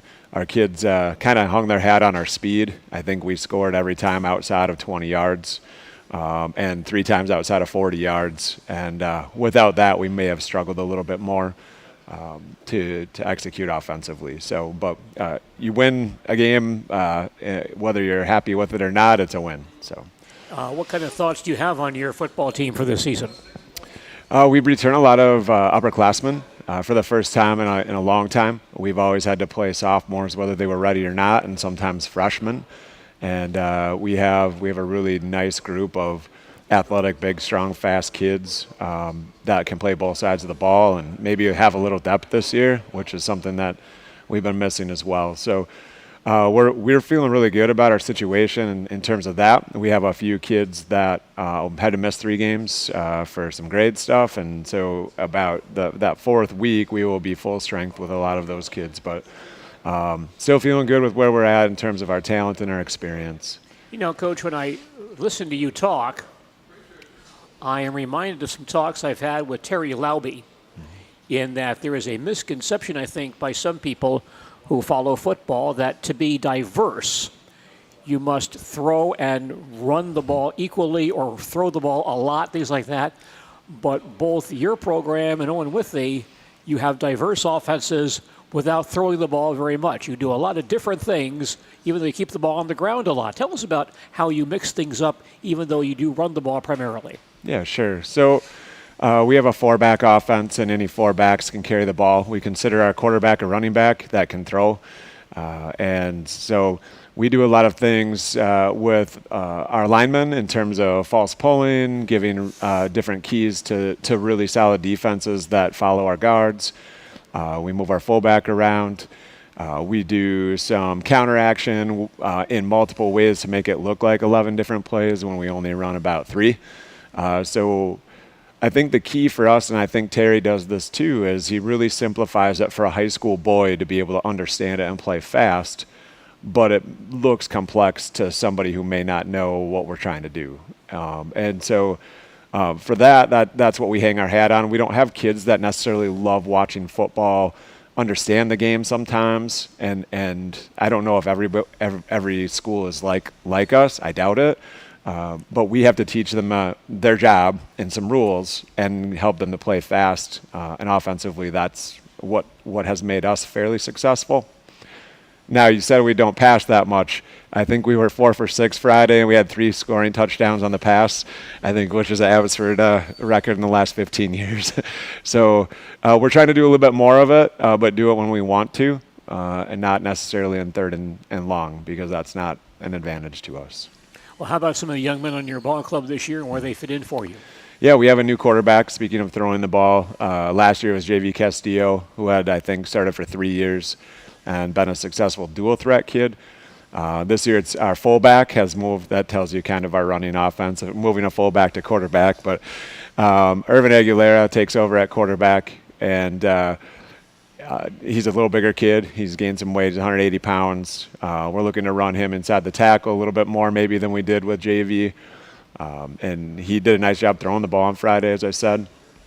Christian Fuentes is returning in our backfield. He, I believe, is a 1,000-yard rusher the last 2 seasons as a freshman and a sophomore, as our team leading rusher. He's put on some weight, improved his speed. He had a great game Friday. I think he had 2 rushing touchdowns and a receiving touchdown against Little Greenwood. We have returned our fullback, who's a sophomore, who started as a freshman, Jesus Reyes, and we have 2 wings who started last year, senior Emilio Escalera and Chase Bowler, a junior, and both bring different things to the table in terms of speed and blocking that are equally, they're strong in both, and we can use them in different ways. So that's our backfield. But I really think our strength is our front 7. I include tight ends in our O-line, but our tight ends are seniors. A.J. Broadhagen, I believe, was our leading receiver last year, which wasn't many yards, but he's a really nice target for us. And Grayson Totsky moves to tight end, a basketball kid that hopefully is long and gives us a big target, too, when we do throw it. Up front, we have senior offensive lineman Andrew Hirsch at center. Our right guard was all-conference last year, Dan Davia. Moves really well, plays really physical at the point of attack. We returned Peyton Schreiber, who played 2 years ago and came back. He's a senior as well at guard. And our tackles are Angel Zinzun on the right side, who's a junior. And our left side is Marcus Van Leuven, a junior. So we're very solid up front. We're big, and we move pretty fast as well. So how things look on the defensive side?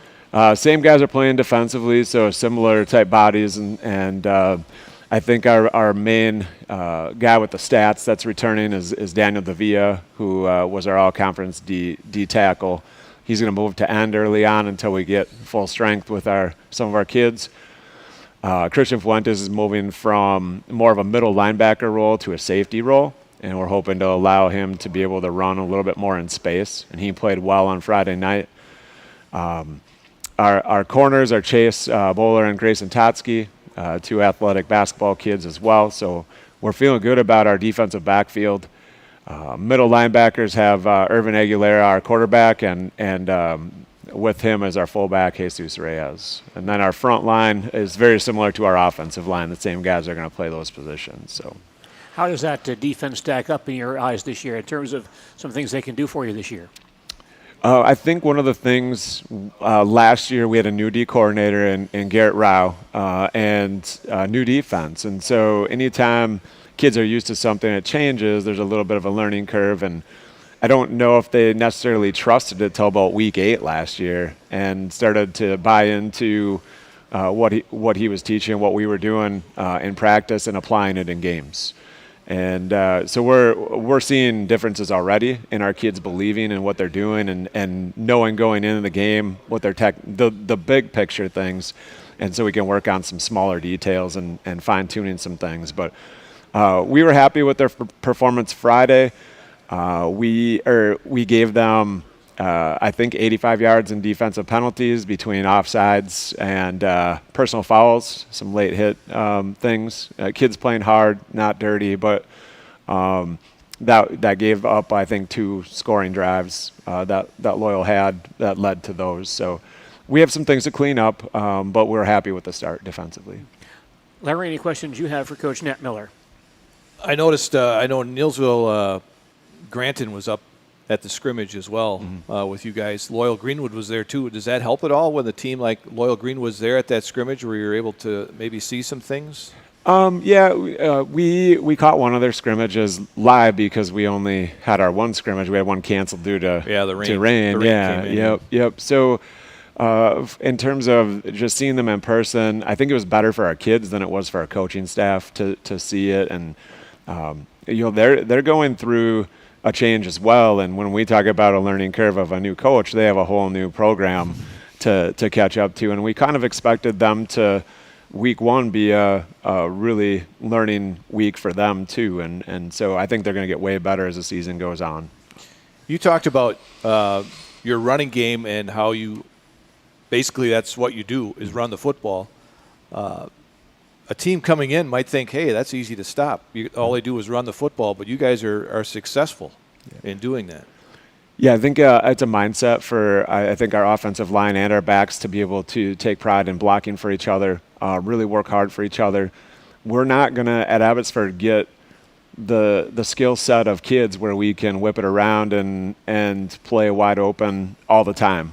Maybe year to year we'll have a few things we can do, but consistently at Abbotsford, we're going to get not very big kids that are tough and can run. And I think you mentioned Terry before at Owen Whitney was the same way. And you make the best of what you're dealt with. And I think our kids have bought into that system, and it's worked, and that helps. But any time a high school kid, when we mention passing and they kind of giggle about it, it's funny because they understand what it takes for us to be successful. And if we can be efficient passing, that's going to help our running game as well. So the CWC small conference, I know we talked with Coach Jay Anderson earlier about it, and you go down a ways and there's some tough teams. Yeah, go down good. 4 and 5 in that conference. Absolutely, yeah. So we take, I think, the couple top end teams from both the leagues that we were combining from, and you have some really good talent, some programs with some great lineages of success. And Auburndale's been on a roll lately. You mentioned Jay Anderson, and they've had multiple long playoff runs here. Edgar speaks for itself. I think the word legacy is being used with them, and rightfully so. And then Iola brings maybe 2 of the best athletes in our area with the Iowa State kid and the quarterback that's the fastest kid in the state. In our divisions and track, you just have a challenge every week, and not writing off the other teams, but those are the teams that have been winning football games here recently and winning conference titles, and I think the rest of us kind of look to chase them. So, what about Iola Scandinavia now? A team that maybe most aren't really familiar with. I mean, you hear about the athletes they have, but what about a team going up against a team like that you really don't know a lot about? We were fortunate enough to play them last year in our crossover game, so we got to see firsthand some of the speed and talent that they had, but they were really young. And so we knew that upside in the following years they were going to really improve and be good. And so, we're looking for them to just be a tremendous challenge. Luckily, I think we jumped on them maybe 3 scores early last year, and when they kind of settled in and figured it out, we had a tough time against their offense, and they came back and made it a game. Gene? Coach, how about your coaching staff for this year? Yeah, we returned. I mentioned Garrett Rao as defensive coordinator in his second year, former athlete. We have our JV coaches is Adam Seafluth, who runs our offense and does a great job helping me on Friday nights with that. And a new coach on our staff is Chance Clement, who helps with our JV defense and coaches our outside backers. Dylan Block is an assistant offensive defensive line coach. We have Keith Callip, who also helps with that.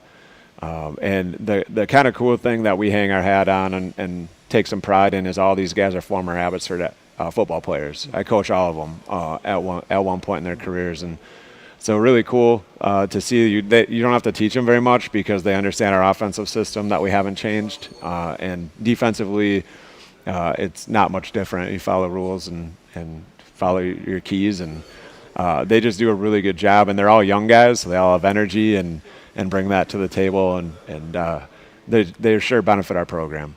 And you play at Colby on Friday evening. Tell us about what that rivalry means between your two schools.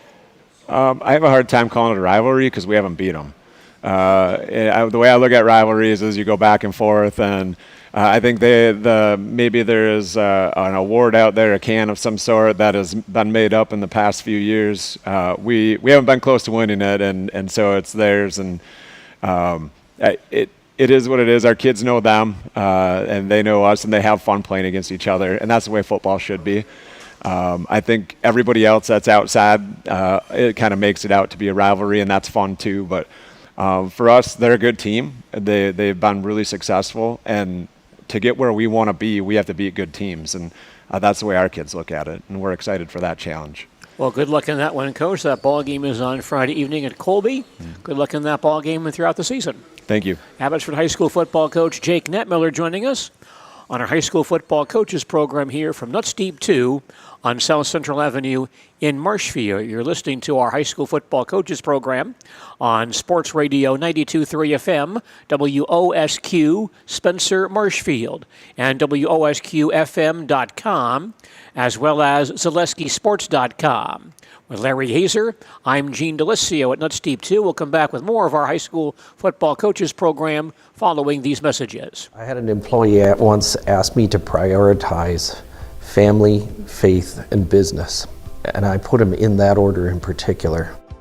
For each one of our employees, it's family first. You do what is best for you and your family. Then the rest of it will take care of itself. It's about making sure you make the best decisions for you and your family.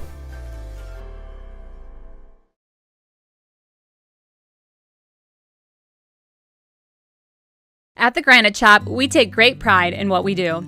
We offer high-quality natural stone granite as well as a huge selection of man-made stone. With full slabs as well as a variety of partial remnants, you'll have no problem finding the stone that was meant for you. Our high-end, high-quality granite, quartz, and marble is perfect for any kitchen, bathroom, or remodel need. We are locally owned and operated on County Road C near Stratford. We service all of Wisconsin.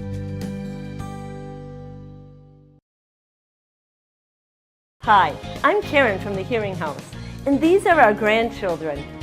Children are difficult to hear with anybody with hearing loss, and I know I would hate to miss out on anything they say. Gamma, they're cheating. Even that!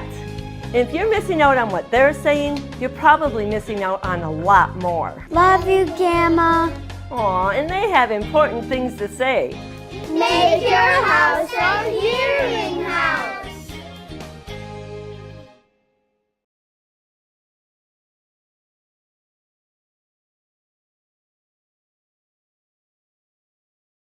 Hi, I'm Big Clarence. No, I'm Big Clarence. And I'm so terrific that Mall Furniture decided to name their latest and greatest sale after me. Me! Beat it, Clarence. There's a new Clarence in town, and this clearance sale is gonna be epic. Sorry, Clarence. Apparently you misunderstood. It's fully understood. It's Mall Furniture's clearance sale. Clarence! That's clearance, Clarence. Mall Furniture's clearance sale. Going on now.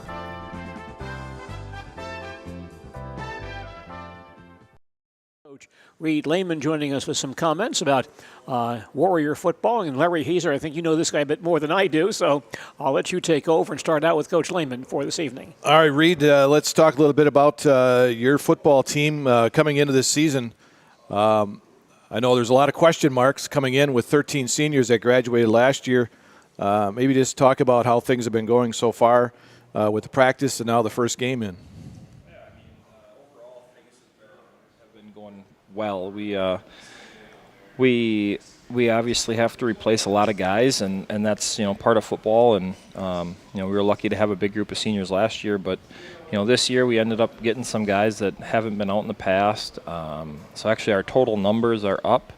And we got some kids that are some pretty good athletes, and just have to kind of teach them football now. So it's been a challenge, but it's been fun, and it's kids are having fun. They're playing hard. They're practicing hard. They're asking questions. Just trying to get better every day. That was one of the things I think I asked you in a previous interview was the enthusiasm that I've seen with this team coming in, despite the fact that you lost so many kids from last year. You would think that they'd be going a little down in the dumps because you lost so many kids, but this team is coming in there and they got a lot of enthusiasm and a lot of upbeat attitude. Right. Yeah. I mean, they're. I think we've kind of been building in the right direction the last few years, and these kids are starting to see that hey, we can win games, we can have success on Friday nights, and I think that's just kind of playing a factor in their excitement for the game, and to be able to get a good win on Friday over New Lisbon, that definitely helped. Talk a little bit about that win over New Lisbon. I'm sure there were some things you saw as a coaching staff that fans may not have saw because of the score at 33-16 with the win, but maybe talk a little bit about that win over New Lisbon. Yeah, I mean, I think, as we got to watching film over the weekend and today with our film session with the kids, there's a lot of really good things. I thought maybe we should have won by more on Friday night, but, the kids, when I went back and watched it, we were getting in the right place. It's just a matter of kind of finishing some of our stuff offensively and defensively. We had to finish some tackles that we missed, and offensively we have to be able to execute. We're executing. We need to finish blocks. We're getting to the right spot. Now we have to finish them because I think Gunnar Barth is going to be one of the better ball carriers in our area and in our conference this year. And so if we can create holes for him, I think that's going to lead to some success for us this year. I was just going to say you had to be happy with your offensive line play, considering it's basically almost a whole new line, and he still had 129 yards and 3 touchdowns. Right. Yeah. I mean, it was a great performance by those guys. We made mistakes, which is to be expected, but I talked to him today. I said, I asked him, you guys think you're the most talented group of offensive linemen we've had in the last 5 years? And they're like, no, not a chance. And I was like, yeah, I completely agree, but this was the best week 1 performance we've had from our offensive line since I've been the head coach. So I was really excited about that. And like I said, when you got a guy like Gunnar Barth running behind them, and Caden Hartung put up 40-some yards rushing at quarterback, and so it was overall a good performance. I mean, we were starting some young guys. We had freshman Adam Hazer starting at right tackle, and right guard was John Anderson, who hasn't played any varsity football yet. Our center is Andrew Bloom, didn't play any varsity football before this year. Left guard, Caden Stry, who's been a guy that's gotten a little bit of playing time, but hasn't been able to do a lot of varsity, and he played really well. And then Hunter Dirks, another guy that really stepped up and played well at tackle for us. It hurt us this year. We lost the kid that was probably going to be our best lineman in the first day of practice in Preston Berg. So these guys are stepping up. They're playing hard, having fun. What about defensively? You'd have to be pleased with how you played on defense as well. Yeah, I mean, defensively we did play well. We kind of gave them some stuff in the second half a little bit.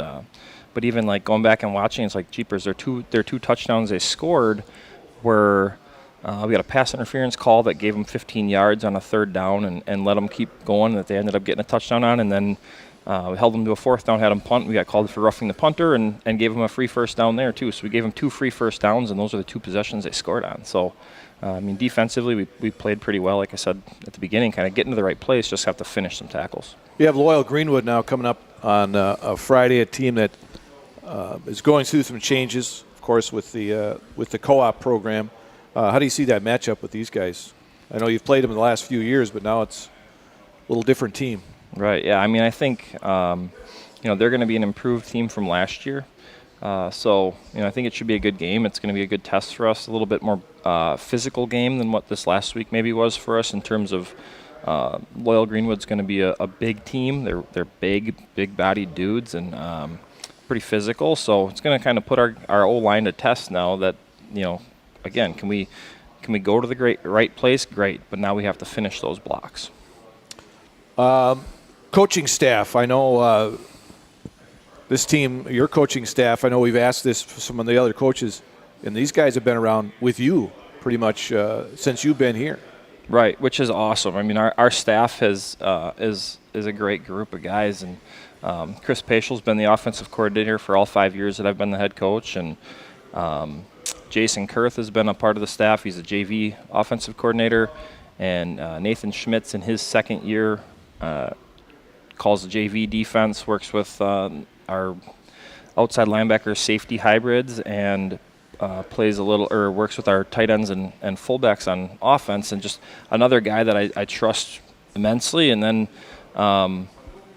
we have a few guys that have been volunteering for a couple of years in Mike Geyer and Tom Bienick.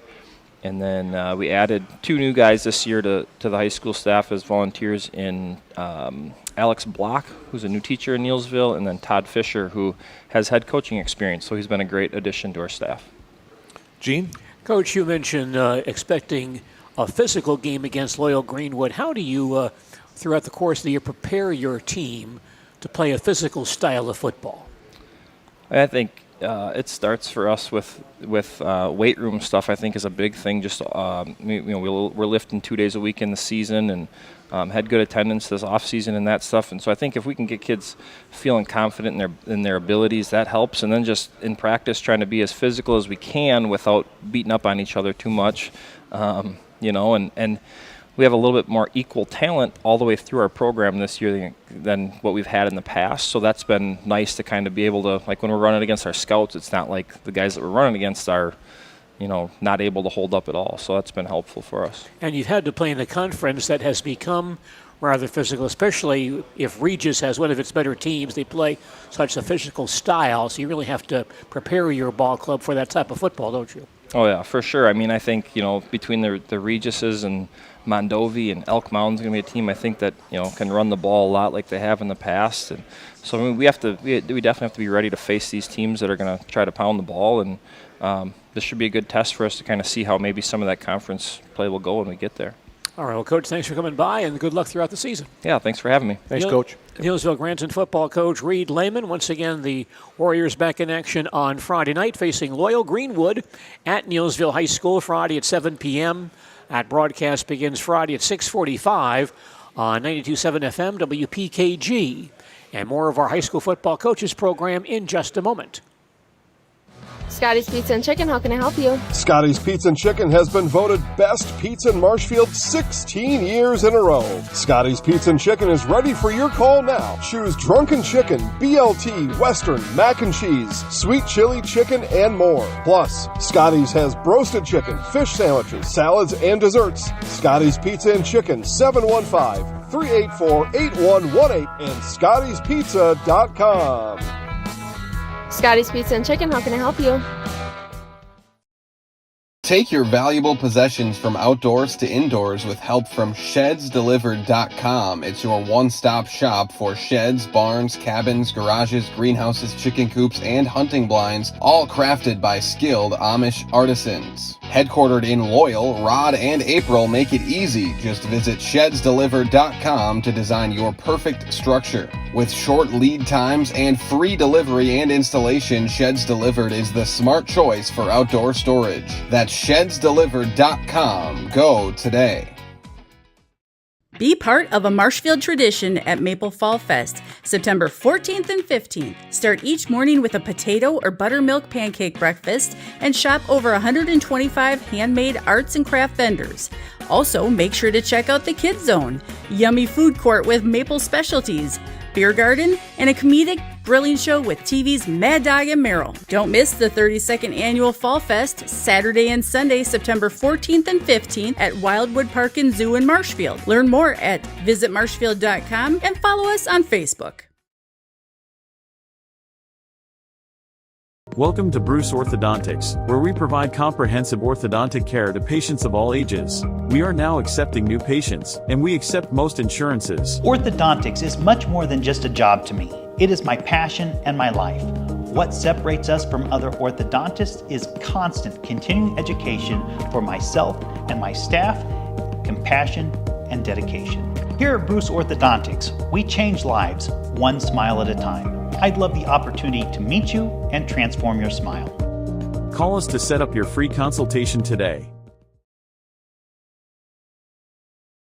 Playing and a lot of experienced football teams. You know, normally I know Nilsville Granton probably one of the more inexperienced teams in the area, but when you look at a lot of these teams that we've talked to here with Marshfield and Auburndale and even Spencer Columbus starting to get some guys with experience, and Colby, of course, as always, in Abbotsford. It looks like some good things from some of these teams this year. I think you're right. We should mention also, speaking of good football teams, in recent years we've had our share of very good 8-man football teams. And we do have the 8-man football season opening this weekend. A couple of ball games on Thursday night. Gilman plays at Rib Lake. Keep in mind, Rib Lake and Prentice ended their co-op last year, not so much because of numbers, but because it became so difficult to find local schools to play 11-man football. Oh. So they both went their separate ways to play 8-man football, where their travel will not be so extensive. So Gilman and Rib Lake play at Rib Lake on Thursday at 7 p.m., and Winter at Shawamigan Thursday at 6 p.m. in Park Falls. And then on Friday night in 8-man football, two of our good local teams, Athens and Thorpe, square off at Thorpe. That's Friday at 7 p.m. Owen Withy plays Friday at home against Prairie Farm at 7 p.m. And South Shore at Prentice in 8-man football also Friday evening at 7 p.m. So some good 8-man football teams out there this year as well. Let's take a few moments to recap the high school football scores from this past week. On Thursday, the Marshfield Tigers opened by losing to New Richmond 7-6. Quarterback Chase Robinson ran for 76 yards in that ball game for Marshfield. The Tigers' only score came on a pass interception return by Brooks Hinson, but Marshfield missed the PAT, giving New Richmond that 1-point win. Tough night on Thursday for Wisconsin Valley Conference schools. Not only Marshfield losing, but also Wisconsin Rapids lost to River Falls 44-21.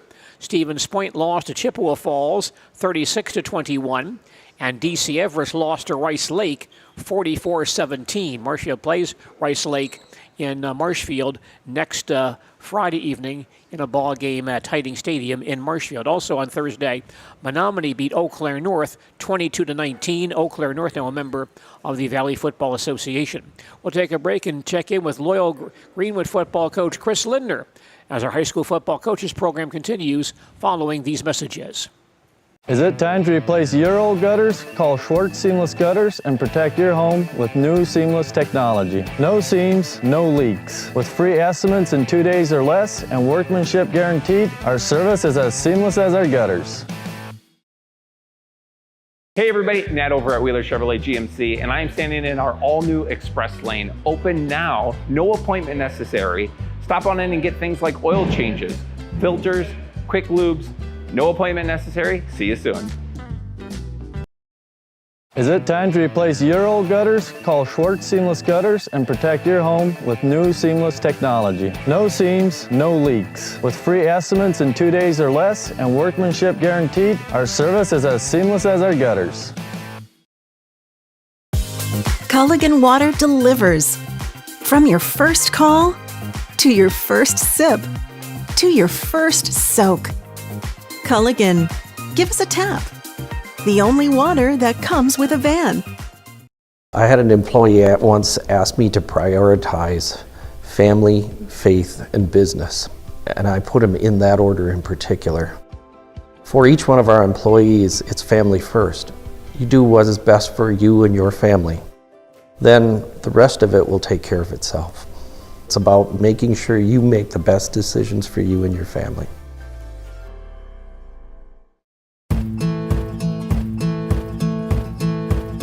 From humble beginnings in 1904, the Wheatrick family has grown Grassland Dairy Products into one of the largest processors of butter in the nation.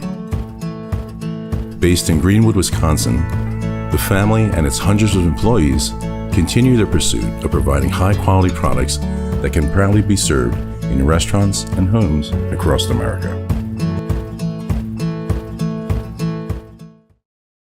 Generations of Hyman family are committed to blending nature, science, artistry, and tradition for their signature scrumptious and delightful cheese. Their passion ensures they will never stop learning. The family dairy has licensed cheesemakers along with master cheesemakers Ken, Tom, Brian, Kirk, and Sarah. Their desire for award-winning exceptional cheese is something we know you'll taste and believe. The proof is in the product. Over the years, Nasonville Dairy cheeses have earned several local and international awards. Experience their cheese at your favorite grocery or cheese store.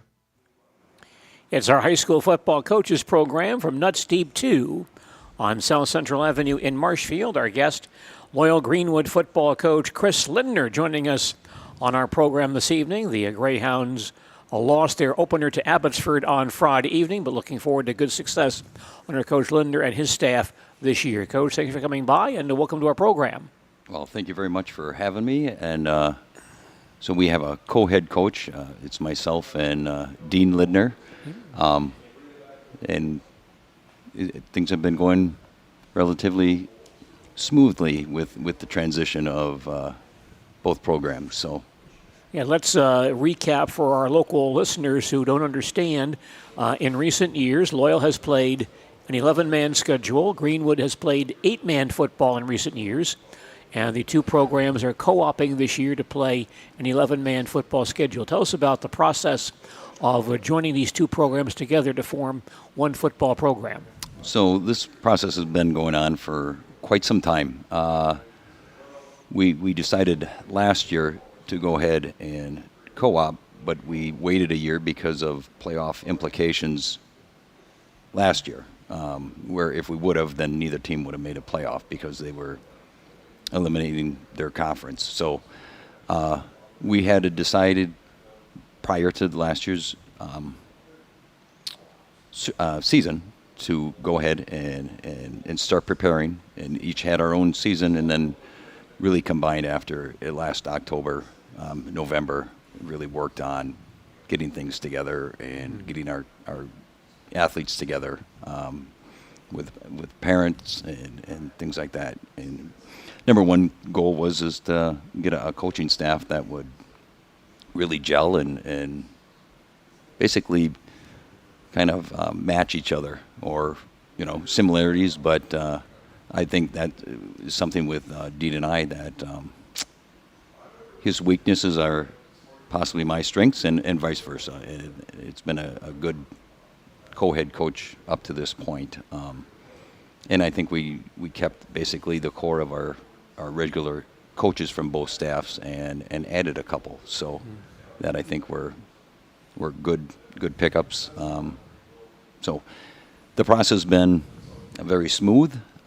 We did a team camp over at River Falls where we just took our guys just to build that rapport and work on some football stuff for 3 days and 2 nights, and that seemed like it kicked off pretty well early in the summer, and things have been going all right since then. Loyal and Greenwood have had some great rivalries over the years, but in recent years also you have co-opted in some other sports. Has that kind of paved the way for a smoother transition for your program? Yeah, I would say. We co-op cross country. We're in a tri-co-op with Neillsville and Greenwood and Loyal Wrestling, and our softball has just recently, 3 years ago, co-opted. I think that has been a good transition for us and helped us with the football co-op, and I think Greenwood was ready to come back, wanted to come back to 8 or 11 man, and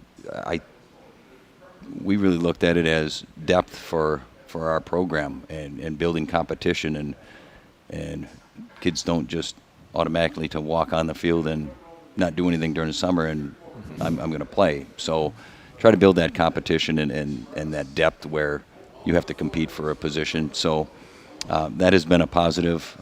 It isn't perfect by any means right now, but we're working at it, and it seems like it's better than it has been in past years. So what's the number situation been like? So we are at, we had a bunch show up for the meeting, and that has dwindled. There was about 65, and we are at about 47 right now. So that's still not bad. Not bad. No. Yep. We have a couple, our sophomore and junior class are some nice sized classes. Freshmen are a little bit, we're missing a few freshmen right now. So we only have like 6 or 7. So we need to work on that in the future and make sure we get some of those developed and out for the game. Yeah. So what are your impressions of this football team for this year? How we're going to finish this year? Well, how are your impressions? Oh, my impressions. I think we are. I think they are coming together. I think we have some good size. I would like to see us a little more quicker, or a little more speed to us. But I like what we are doing. I like what we see as coaches in our kids. Just with the transition from being separate to together has been a good transition. I think our kids have accepted and just said this is a great thing and are really excited about it. And I think we have some people in both towns excited about it. And we took one on the chin Friday night, but I thought there were some good positives taken out of that. And we just talk about we got to get a little better every day, all right? Because I think down the road, and I know we have a very tough schedule, but I think if we can continue to improve, I think our impression is that we can compete in this league. So that's as a coaching staff we believe, but we need to continue to work hard and get better every day. Where do you see some of the strengths on this team?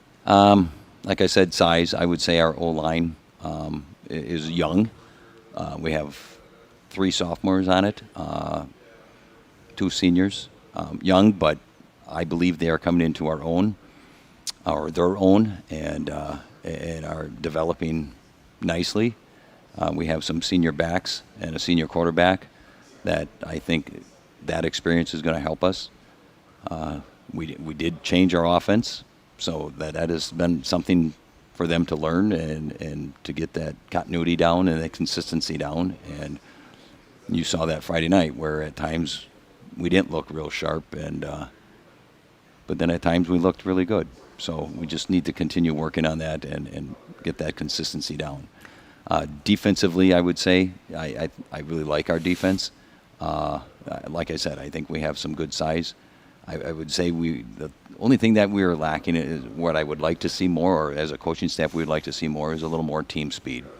It's not terrible, but we have to notch up our level of play dealing with the conference that we're in. So we'll work on developing that as best we can. How about some young men who are going to make a good impression on this ball club this year? Preston Farmer at guard. He's a senior. Is a really good leader. Is not real big, but is strong. Has spent a lot of time in the weight room. He's been a pleasant surprise the last couple years, and I look at him doing some good things for us. Eli Zettler at quarterback and at safety, defensive back. Looking for his leadership and his athleticism to really help us out there. Really good athlete, put some good time in this summer. Kane Tofar, he is kind of one of our studs that we want to make sure that we implicate into our program or into our offense and defense. So we are expecting big things from him, and hopefully we can get that out of him. I believe we can. Trin Shale is another one. Marshall Schultz in the backfield. And at linebackers, have a lot of good potential, and we'll see once where that goes this season. So I'm excited about that. And we just, like I said, we just got to have the mindset of just continuing working to get better every day. Other linemen, Colton Pagankoff, Jackson Meyer, Zach Kind, James Durstein at tight end. Those are guys that we see stepping up and helping make a difference out of our team. You're listening to the High School Football Coaches Program on Sports Radio 92.3 FM, WOSQ, Spencer, Marshfield, and WOSQFM.com, as well as ZaleskiSports.com. With Larry Hazer, I'm Gene Delisio at Nuts Deep 2 on South Central Avenue in Marshfield, talking with Chris Lindner, the football coach of the Loyal Greenwood Co-op program. Coach, how about the defensive side for your ball club this year? So I see a good defensive line and a couple middle linebackers with Schultz and Shale that should be able to hold their own for the most part. You deal with Stratford and things like that. We'll see. That's the end of the season, but I like what we have in our front line with those guys and those linebackers. Outside linebackers, we're working on Rogan Ashbeck and Rory Hansen have kind of stepped up so far as our outside linebackers. And like I said, Eli is our safety, and we have a couple sophomores at DB with Andy Pekoshik and Isaac Zabel. So Isaac's got some good experience from last year as a freshman. I like how those three play, and like I said, we want to be physical and do what we can up front and to put pressure on when they're passing, to try to slow down the running game. I thought we did a fair job last week with Abby, but their speed was a difference in that game. So that I really like what we do physically. We will continue to work and improve on that speed. Coach, is there a transition for the Greenwood kids moving back into 11-man football? If there is, it's a slight transition. They seem like they've come and picked things up real quickly, and it is. I think that camp that we had was a big thing, but they've transitioned well, and I think it's a combination of our kids, the Loyal kids, and helping the Greenwood kids, but we do have a new offense, so that's brand new to everyone, and I think that's coming around more and more. I think we have our varsity has got it down, and I think our JV is slowly getting there.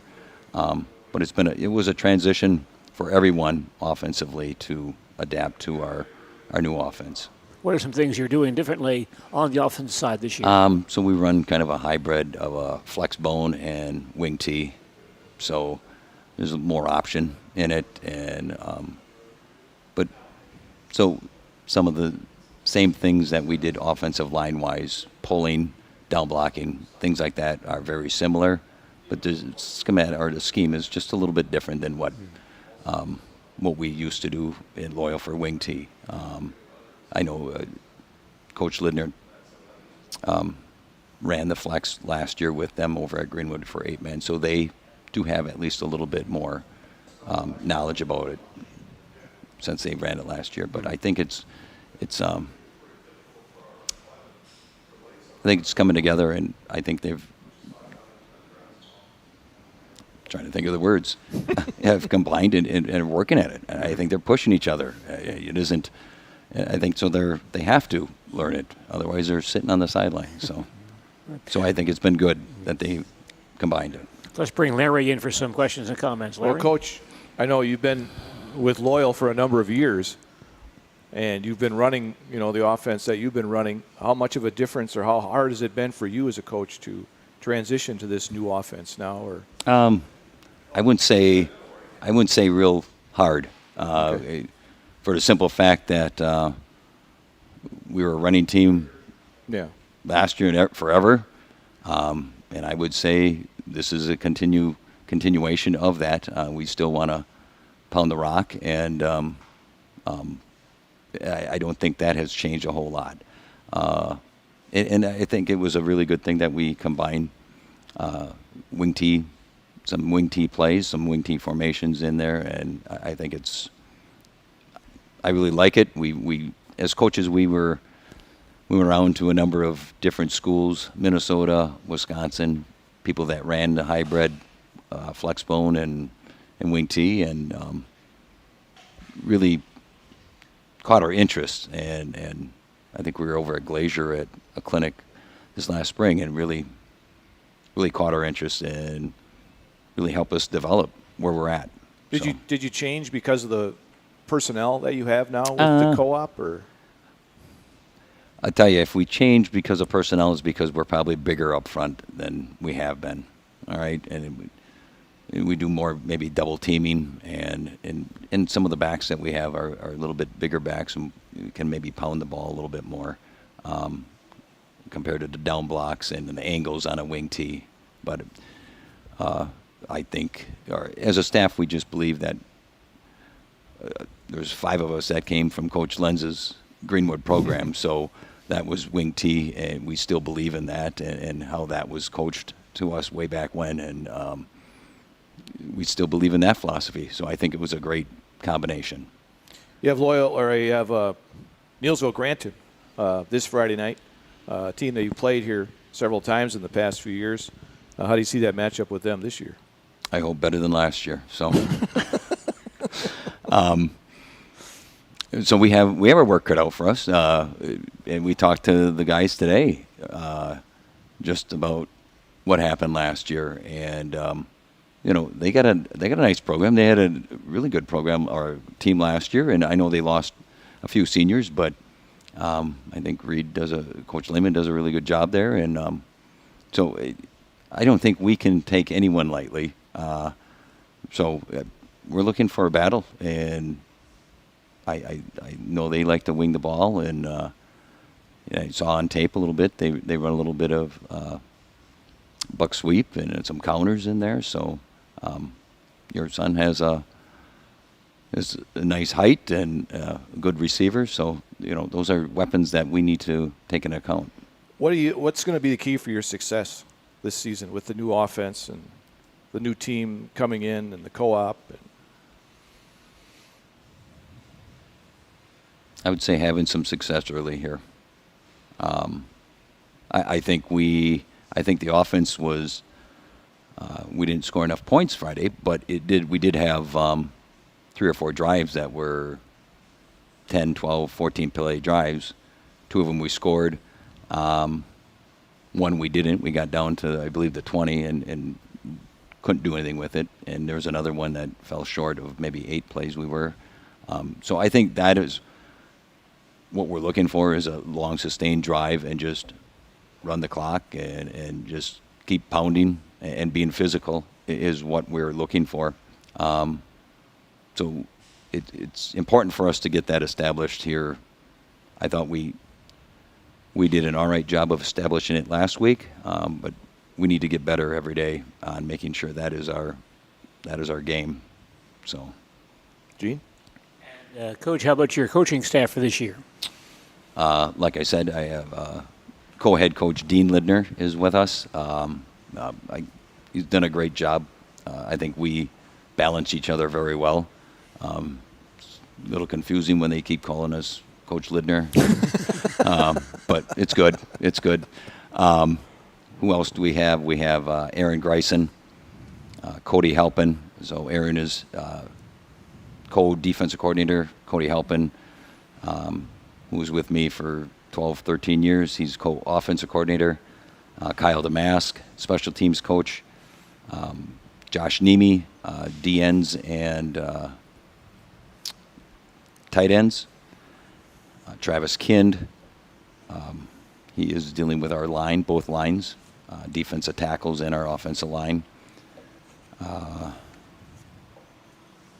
Louis Stiglitz is kind of an all-around, helps out at outside linebacker. and with the backs, and Seth Schilling, who is with us on Friday nights, and then he runs our middle school program. So I really like the staff. I think Coach Lindner and I are excited about what the staff brings and the continuity that we have together.